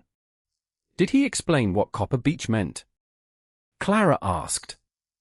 No, miss. Miss Arabella asked why it mattered. Sir Gideon said Cedar was in the fair copy and she must not hesitate. Did he write that instruction himself? Yes. Ruth opened the lesson book and turned several pages. Copied sentences filled the broad spaces in Arabella's hand. Darker notes crowded the margins. Pause here. Lower your voice. Look toward Ravensmere. Beside the passage from letter 11, Sir Gideon had written, Cedar. Never Copper Beech. Vale compared the darker writing with the note Sir Gideon had sent him 2 days earlier refusing further access to Wrenford's papers. The formation of the capital C and the long downward stroke of the H matched. I can record that the hands appear the same, he said. A writing master may offer a more formal opinion later, if required. Ruth looked at Clara. Will they say I stole it? They may. Then what happens to me? You will state that Arabella placed it in your hands and ordered its destruction. You will also state that you kept it without permission. Both facts matter. Ruth swallowed. I understand. Do you still wish to surrender it? Clara asked. Ruth looked at the lavender cover. Yes. If I keep it, Sir Gideon can say I invented everything inside. If Mr. Vale holds it, he cannot make it disappear. She pushed the book across the table. Vale accepted it only after writing a short memorandum stating that Ruth had given it voluntarily in the presence of Clara and the Dowager Duchess. He read the statement aloud. Ruth corrected the time of Sir Gideon's visit by half an hour, then signed. Helena and Clara witnessed it. Vale wrapped the book in clean paper and placed it inside his document case. No elaborate seal was needed. His written acknowledgement and the witnesses were sufficient. Only then did Nathaniel enter, after Clara sent Pike to invite him. He stopped near the door, allowing Ruth the greatest distance in the room. Mrs. Fairfax has a spare room at my Brighton house, Helena said. You may remain there until another position is found. Ruth looked from the Dowager to Clara. Would that be proper? Nathaniel answered only after Clara met his eyes. It will be proper if you choose it and if Miss Ashcombe believes the arrangement safe. Clara nodded. It is safe. Ruth's shoulders lowered for the first time. Then I would be grateful. By late afternoon, they had returned to Brighton. Waiting at Helena's residence was a printed notice circulated among subscribers to the assembly rooms. Sir Gideon had requested a private meeting of committee members and invited county witnesses on the 3rd of June to correct what he called a malicious attack upon his daughter's honour. The notice named Clara as a dependent relative who had mistaken clerical assistance for authorship and implied that Nathaniel's favour had been secured through private access during his disguise. Helena read it once and placed it on the table. He means to make the accusation official enough to survive contradiction. Nathaniel stood near the mantel with the sealed packet of 12 original letters still in his custody. I can ask the committee to deny him the room. No, Clara said. They will listen to you. That is why cancellation would damage me, she replied. Everyone would say you silenced him because the evidence could not bear examination. Vale set his case beside the chair. A private committee meeting is not a court. Yet if Sir Gideon has used the rooms and their membership to spread the charge, Miss Ashcombe has reason to answer before the same witnesses. Nathaniel looked at Clara. Then you intend to attend? I do. Tell me what you require. Clara placed a clean sheet on the writing table. You will speak only to what you know. When you arrived. Why you used the name Mr. Mercer. What you heard outside the library. When I learned your identity. And what you did at the music hall. His gaze held hers at the last point. You want me to admit publicly that I broke my promise. It is part of the truth. Then I will admit it. You will not announce affection, intention, or protection. I won't. If Sir Gideon provokes you, you will wait until I ask you to answer. Nathaniel inclined his head. I will wait. Clara began listing the evidence in order. The calendar would establish dates but not authorship alone. The charred draft would connect her hand to letter 7. The lavender book would show rehearsal. Ruth and Mrs. Keene would testify only to what they had witnessed. The double dots beneath cedar would remain unexplained until Clara chose the moment. When she paused, her gloved hand rested beside the brass wren seal, palm turned slightly upward.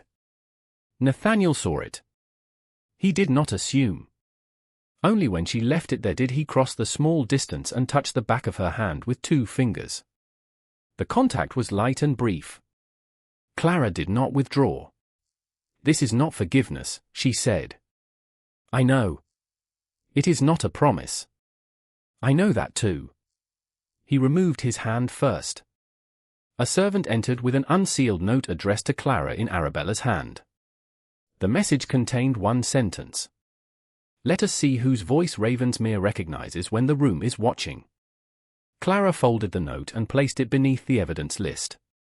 She still believes recognition is the prize, Nathaniel said. Clara picked up her pen and wrote Clara Ashcombe across the top of the page. Beside the name, she set the brass wren seal. No, she said. The prize is the right to speak after being recognized. On the evening of the 2nd of June, Nathaniel came to the Dowager Duchess's Brighton residence carrying the sealed packet of 12 original letters in both hands. He did not bring Samuel Pike into the room, and he did not send the packet ahead through a servant. Mr. Vale waited beside the writing table with the memorandum already prepared. The adjoining salon remained open, where Helena Fairfax and her companion sat within sight and hearing without intruding. Clara stood near the window, the last light of the day lying pale across the sea behind her. The brass wren seal rested beside her pocket calendar on the table. Nathaniel stopped several feet away. Miss Ashcombe, the packet remained sealed as Mr. Vale left it at Wrenford. Vale examined the plain wax, compared the impressions with his notes, and nodded. No seal has been disturbed. Nathaniel placed the packet before Clara, then drew a folded paper from his coat. This states that custody passes to you and Mr. Vale from this moment. I have signed it. Vale read the short memorandum aloud. It recorded that the 12 letters had remained in Nathaniel's possession since the music hall under Clara's written instruction, that the seals were intact, and that the packet now passed into the joint keeping of Clara and Vale for the meeting on the following day. Clara signed beneath Nathaniel's name. Vale and the Dowager added theirs as witnesses. Only then did Vale take the packet and place it inside his document case. Nathaniel watched it leave his hands without reaching after it. "Thank you," Clara said. "It should have been yours to command from the beginning." His voice held no invitation for comfort. Vale closed the case and moved into the adjoining salon, giving them greater privacy while remaining properly near. Nathaniel did not sit. "There is something I must say before tomorrow, and I will say it once." Clara waited. "I entered Wrenford under a false name because I believed deception would expose deception. In truth, it gave me the advantage of seeing others without being seen clearly myself. I stood in judgment before anyone had the chance to judge me." He paused, but not to gather sympathy. "Then I promised to let you speak first at the music-hall. I broke that promise. I used what I had overheard as a weapon against Sir Gideon because I was angry. After that, I went further. I announced that I could imagine marrying you when you had not invited me to speak of marriage at all." Clara's fingers rested lightly against the edge of the table. Nathaniel continued. "I told myself I was restoring your place in the room. What I actually did was place you beneath another public claim. Mine." He met her eyes. "There is no excuse for it." The apology did not soften what had happened. It did not erase the moment when strangers had stopped seeing a desperate poor relation and begun seeing a possible duchess without once seeing Clara. Yet his words did not ask her to deny the wound in order to prove she was generous. "Forgiveness is not a prize for delivering the correct apology," she said. "I know. And understanding the fault does not guarantee you will not repeat it. I know that too. Then what do you expect from me?" "Nothing tonight." The answer came without hesitation. "Conduct is the only proof I can offer, and conduct cannot be completed in one conversation." Clara looked toward the document case holding the letters. "Tomorrow may go badly." "Yes. Sir Gideon will provoke you." "He will. Arabella will try to make my words a contest for your recognition." "I understand." "Do you?" Clara asked. "She still believes the woman you recognize becomes the winner. Sir Gideon believes your preference decides whose account is respectable. The committee may believe the same." Nathaniel's expression tightened. "Then tomorrow I must not become the measure. You must not become the answer. I will stand where you place me." The steadiness of the words unsettled her in a different way than obedience. He was not yielding because he had ceased to possess power. He was choosing not to use it where it would cost her voice. Clara looked down at his hands. They hung at his sides, open and still. "Nathaniel." It was the first time she had spoken his Christian name. His breath changed, almost imperceptibly. "Yes?" "Give me your hand." He extended it, palm upward, as he had in the conservatory. Clara placed her hand in his. This time she did not withdraw after a single touch. His fingers closed carefully around hers, not enough to restrain, only enough to answer. They stood in silence while the room settled around them. Clara felt the warmth of his palm through her glove, the slight tension he held in check, and the absence of any attempt to draw her closer. The silence did not ask her to forgive him. It allowed her to feel that she had chosen to remain. "I was afraid of you before I knew who you were," she said. "Because I thought you had heard enough to destroy me. And after you knew. I was afraid because you had the power to save me in a way that would make me disappear again." Nathaniel's thumb moved once against the side of her hand, then stopped. "I nearly did." "Yes." He accepted the word. Clara looked at him. "But you did not come to Brighton after I left. You had asked for space. You sent a correction limited to your own conduct. It was the only part one had the right to correct. You let Mr. Vale hold the burned pages. They are yours. You asked before offering Ruth a place. Her choice mattered. Clara felt something inside her loosen, not because the injury had vanished, but because he had learned to stand near pain without trying to own its cure. Nathaniel's voice lowered. "I love you." The words were neither public nor triumphant. They carried no promise of title, wealth, or rescue. "I love the woman who challenged a boundary on my own estate while standing there as my guest. I love the woman who protected servants when her own name was under attack. I love the mind in the letters, but I love you more for every moment you refuse to let that mind be used against someone weaker." Clara's eyes burned, though she did not look away. "You must not say that because tomorrow may be difficult. I am saying it because tomorrow may prove whether I understand what loving you requires." His hand remained around hers. "You owe me no answer." "I do have an answer." Nathaniel went still. Clara drew one breath. "I love you." The words frightened her less once spoken. "Not because you heard me first. Not because you are willing to defend me. I love you because you have begun to understand that standing beside me is not the same as speaking for me." Something unguarded crossed his face. Clara released his hand only to lift her fingers to his cheek. He did not move into the touch. He waited. That patience gave her the courage to step closer. She put her arms around him. Nathaniel held her with a care that did not feel cautious so much as reverent. The embrace was warm, steady, and free of demand. Clara rested her cheek against his coat for one breath, then another, allowing herself the unfamiliar safety of being held without being claimed. When she drew back, his hands loosened immediately. "May I kiss you?" he asked. "Yes." The kiss was gentle at first, then deepened only when Clara leaned toward him. There was no urgency in it, no attempt to turn affection into agreement about the future. It was a promise of tenderness without a bargain attached. When they parted, Clara remained close enough to feel his breath. "Tomorrow," she said, "you will stand by the side wall." Nathaniel smiled faintly. "You do not waste time returning to command. I am making certain love has not damaged your memory. It has improved my attention." They returned to the table. Vale brought the document case from the adjoining salon, and Clara arranged the plan in 6 parts. First, the postmarks and pocket calendar would establish chronology. Second, the charred draft of Letter 7 would be compared with the original. Third, the lavender lesson book would reveal rehearsed pauses and Sir Gideon's written instructions.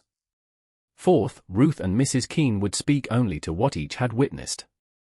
Fifth, Nathaniel would confirm his arrival, disguise, the library conversation, and his broken promise at the musicale. Last, Clara would reveal the double dots beneath cedar and ask Arabella about the copper beech. Nathaniel read the order once. "When do I speak?" "Only when I look at you." "And if Sir Gideon calls you a liar before then?" "You wait." "If the room turns against you?" "You wait." He folded the plan and returned it to her. "Then I will wait." Clara set the brass wren seal beside her signature.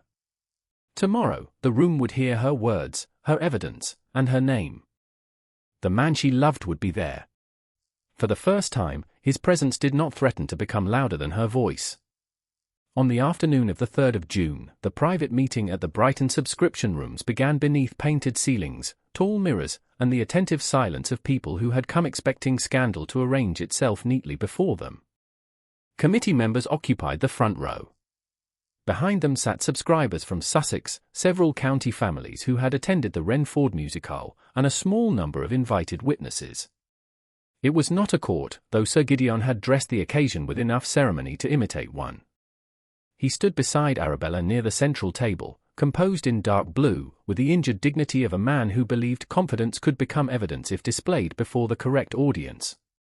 Clara entered with the Dowager Duchess, Mr. Vale, Mrs. Keene, and Ruth Hale. Nathaniel took his place against the side wall exactly where Clara had instructed him to stand. He did not approach her. He did not offer his arm. His stillness was the first promise he kept that day.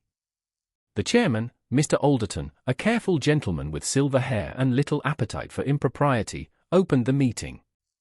Sir Gideon Ashcombe has requested an opportunity to correct statements concerning his daughter and the correspondence attributed to her. Miss Clara Ashcombe has asked leave to answer because her own name has been raised publicly. This committee will hear only matters bearing upon the reputation of these rooms and their members. Sir Gideon bowed. That is all I require. He unfolded a written statement. His account was polished, restrained, and almost persuasive. Clara, he said, had long assisted Arabella with copying, household correspondence, and expressions too elaborate for ordinary notes. In time, she had mistaken the refinement of another woman's thoughts for authorship. When the Duke of Ravensmere arrived at Wrenford under unusual circumstances, Clara had seized upon his attention and created a dispute designed to replace her cousin. My daughter's confidence has been cruelly used against her, Sir Gideon concluded.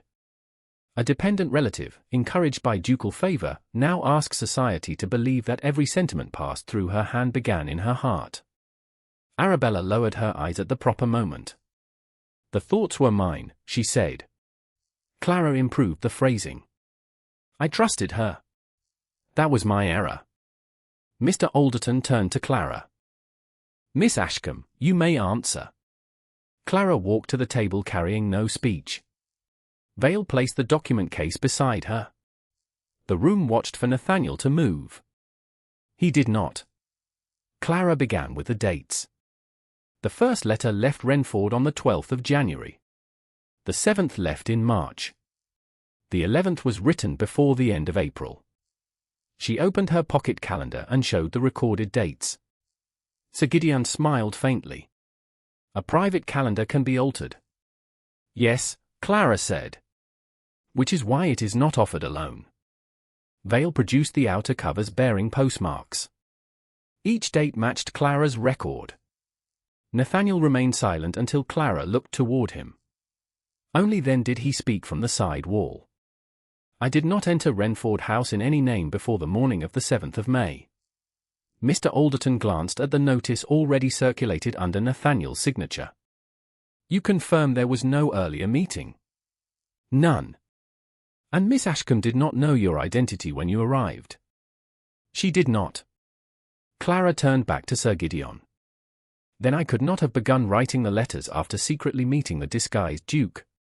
The letters already existed. Sir Gideon did not yield. That proves chronology, not authorship. Agreed. Vale opened the fitted portfolio. The room quieted as he laid the charred remains of the green calfskin volume upon clean paper. The board was blistered, the spine blackened, and the 7 surviving leaves fused along damaged edges.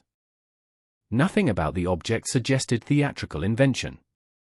It looked wounded because it was. Clara pointed to the 3rd surviving leaf. This is the draft of letter 7.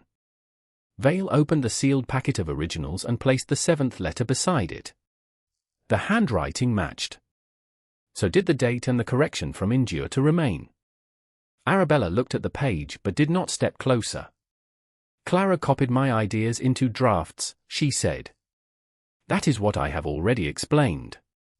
Clara faced her. Then explain the circumstance that produced the sentence you read at Wrenford. Arabella's expression tightened. I felt overlooked. When? Often. Where were you when you first spoke the words? In the morning room. At what hour? Why should feeling require an hour? Because the words came from a particular night. Clara looked at the witnesses who had attended the musicale. A kitchen maid had been dismissed after 6 years because she broke a dish. I wrote the sentence after midnight while wondering whether usefulness protects any woman once she becomes inconvenient. Arabella was asleep. Sir Gideon rose slightly from his chair. A convenient recollection. Then we continue. Vale removed the lavender silk lesson book from his case. Arabella's face lost colour before she could prevent it. Ruth stood beside Mrs. Keene, her hands clasped tightly. Mr. Alderton looked at her. You are Miss Arabella's former maid. I was, sir. How did this book come into your possession? Ruth's voice shook once, then steadied. Miss Arabella gave it to me after the musicale and told me to burn every page before morning. Arabella stood. That is not true. Ruth looked at her former mistress. You placed it in my hands in your dressing room, miss. You said not to make you ask twice. You stole it. No, miss. I kept what you ordered me to destroy. Vale opened the book. The copied phrases filled Arabella's hand, while darker instructions appeared in Sir Gideon's. Pause here. Lower your voice. Look toward Ravensmere. If Clara challenges the dates, say she altered them. If the disguise is mentioned, make the room wonder how often they met. A low murmur passed through the subscribers. Sir Gideon lifted one hand. A servant dismissed for insolence can write anything after the fact. Vale placed beside the lesson book a recent note Sir Gideon had sent refusing access to Wrenford papers. The darker instructions appear in the same hand as this note. I state only the resemblance. Others may inspect it. Mr. Alderton did. 2 committee members followed. Neither spoke immediately. Mrs. Keene then gave the limited account Clara had insisted upon. She had repeatedly seen Clara summoned to write. Sir Gideon controlled the outgoing post. Clara had never met Nathaniel before the 7th of May. Sir Gideon had ordered the old schoolroom grate cleaned after the music-hall. She did not claim to know what happened in every closed room. She described only what she had seen. The simplicity of her testimony carried more force than accusation. Sir Gideon's composure began to thin. Household servants repeat what their employers reward. The Dowager Duchess answered from her seat. Mrs. Keene remains employed at Wrenford. Your remark injures your own argument. A few heads turned. Sir Gideon sat again. Clara reached for original letter 11. Beneath the word cedar, the tiny double dots remained visible. She placed the lavender lesson book beside it. In Sir Gideon's hand appeared the instruction, for the 11th, cedar. Never copper beech. These 2 dots are a mark I used whenever Sir Gideon required me to replace a true detail with a false one, Clara said. Only 4 people knew that before today. His Grace, the Dowager Duchess, Mr. Vale, and I. Arabella looked at the page. I don't know what you expect that to prove. Clara met her eyes. What happened beneath the copper beech during the winter my mother died? Arabella hesitated. A storm brought it down. Clara's grief moved through her without breaking her voice. No. The tree still stands. The room became silent enough to hear the street beyond the windows. One branch split under snow. My mother refused to let the gardeners cut it away. She had an iron brace fitted because she said a wound did not make the whole tree useless. After she died, I sat beneath that branch when I could not bear the rooms of Wrenford. Sir Gideon ordered copper beech changed to cedar because cedar sounded grander and because Arabella could remember it more easily. Arabella stared at her. Sir Gideon rose. Sentiment proves nothing. No, Clara said. That is why I did not bring sentiment alone. She indicated the evidence in order. The postmarks established the letters existed before the 7th of May. The charred draft connects my hand and corrections to letter 7. The original preserves the same changes. The lesson book contains rehearsed pauses, false explanations, and instructions in your hand. Ruth was ordered to burn it. Mrs. Keene confirms I was repeatedly required to write and that you controlled the post. The double dots identify a false detail. Arabella cannot explain the true memory because it was never hers. Sir Gideon looked toward Nathaniel. And your Grace will permit this attack upon a respectable family because you favor her. Clara turned her head. Nathaniel waited until she met his eyes. Then he stepped forward. I heard Sir Gideon order Clara to write a marriage acceptance beneath Arabella's name. I heard him threaten to portray her as a secret correspondent if she refused. Clara did not know who I was when she spoke. At the music-hall, I broke my promise to let her answer first. I publicly declared my preference and allowed my rank to become another claim upon her. That was my fault, not proof against her. The admission moved through the room differently from defense. He had not elevated himself. He had placed his own error beside theirs. Mr. Alderton consulted quietly with the committee. No one pretended the meeting possessed power to determine criminal guilt or strip inherited rank. Yet the rooms had been used to spread the accusation, and the committee could govern its own membership. At last, the chairman rose. Sir Gideon Ashcombe's membership is suspended pending written withdrawal of the charge that Miss Clara Ashcombe secretly pursued His Grace before the 7th of May. Any future application for reinstatement must include acknowledgement that authorship of the 12 letters belongs to Miss Clara Ashcombe. Sir Gideon's face went rigid. The Dowager Duchess stood. Belgrave patronage will also be withdrawn from any gathering at which Miss Ashcombe's words are presented beneath another name. Vale added that Clara's withheld allowance and personal papers would be addressed by written settlement in the coming weeks. No one offered the fantasy of instant legal justice. The consequence was social, documented, and impossible to dismiss as gossip. Mr. Alderton asked Clara what correction she required for the room's records. That I wrote all 12 letters, she said. That I did not meet His Grace before the 7th of May. That the accusation of secret pursuit is withdrawn. That my personal papers are returned. That Ruth Hale and Mrs. Keene received truthful references. And that no word written by me is again circulated under another woman's name. Vale placed the prepared statement before her. Clara signed Clara Ashcombe in a clear, deliberate hand. She warmed the wax, pressed the brass wren seal into it, and lifted the metal to reveal the small bird beneath her name. No one spoke until the impression had cooled. Nathaniel came no closer. Miss Ashcombe owes me no marriage because I heard the truth, he said. The honor in this room belongs to her because she compelled us to hear it.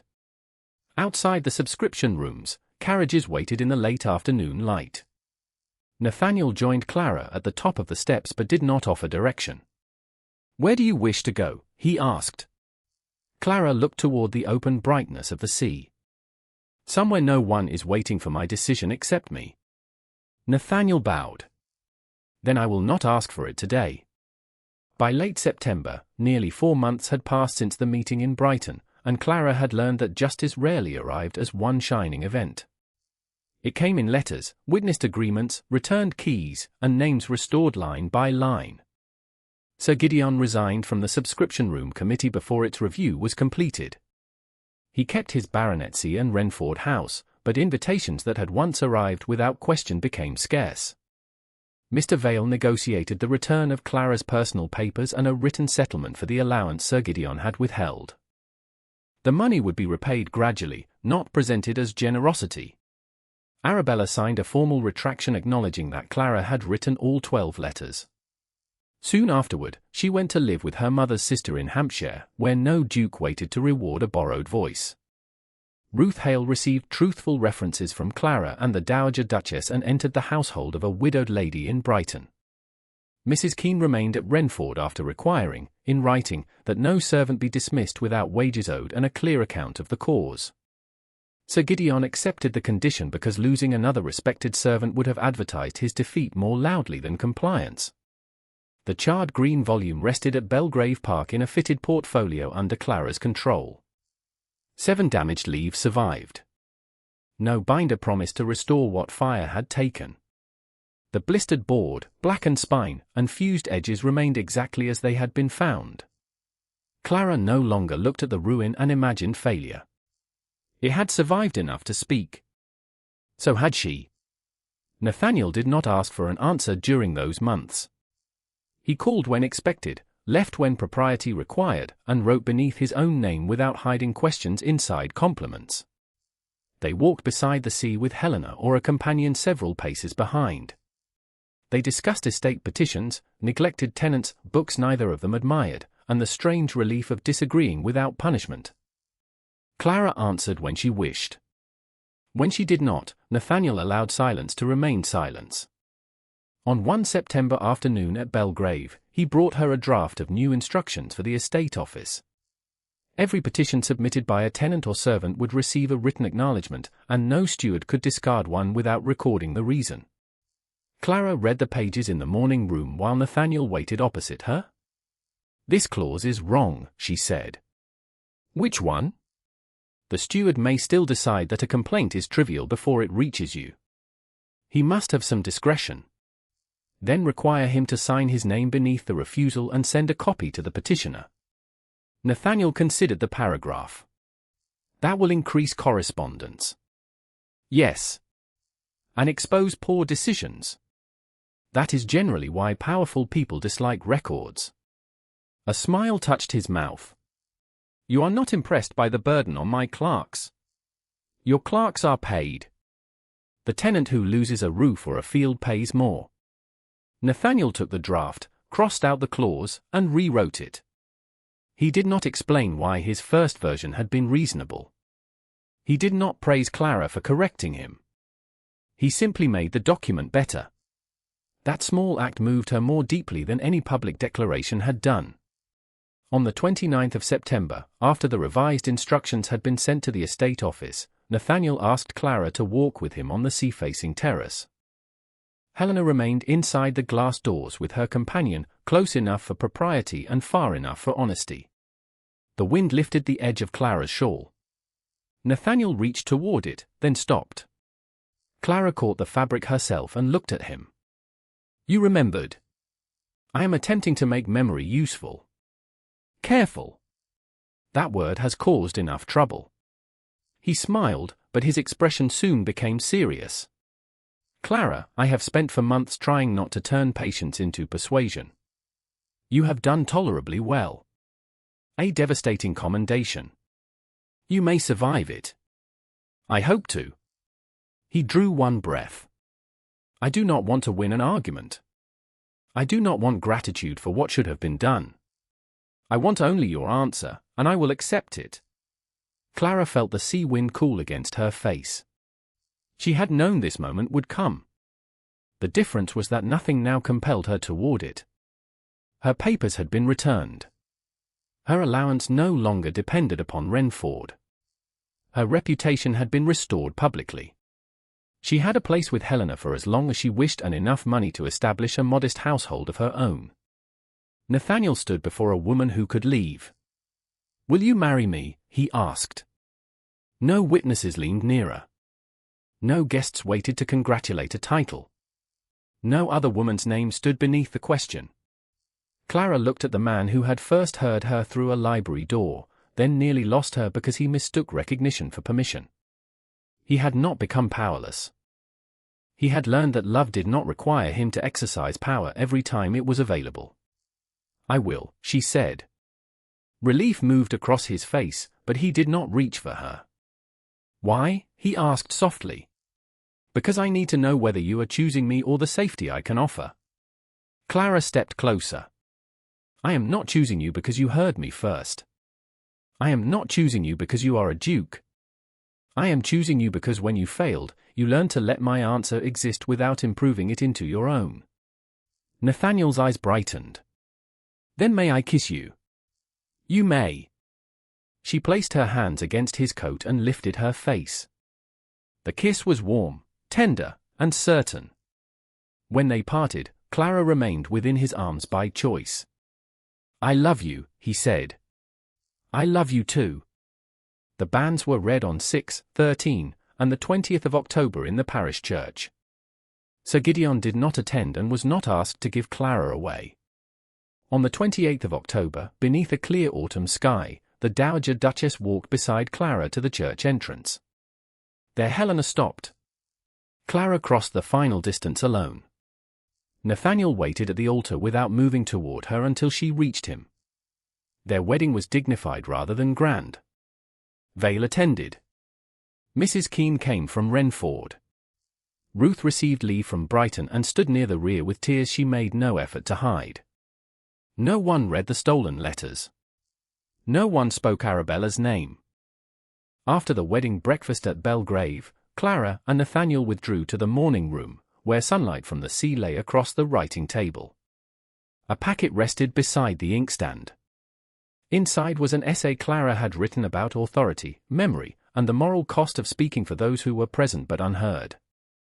The London periodical had requested submissions from anonymous contributors. Clara had refused anonymity. On the first page, she had written Clara Ashcombe Fairfax. Nathaniel glanced at the packet. "May I read it before it goes?" Clara lifted one brow. "After it is printed. That seems a severe condition for a husband. You were warned that marriage would not improve your privileges over my sentences. Then I shall purchase the issue like any other reader." Clara warmed the red wax above the candle. She pressed the brass wren seal into it and lifted the metal carefully. The small bird appeared beneath her chosen name, clear-winged and complete. Nathaniel stood beside her, close enough that their shoulders touched, but he did not reach for the pages. Clara watched the wax cool. Then she turned, placed her arms around him, and kissed him with the ease of a woman whose affection no longer threatened her freedom. "I love you," she said. Nathaniel held her gently. "And I love you." Beyond the windows, sea light moved across the sealed packet. Clara's name remained visible beneath the wren, and the man beside her waited to read what she had written only when she was ready to let the world see it.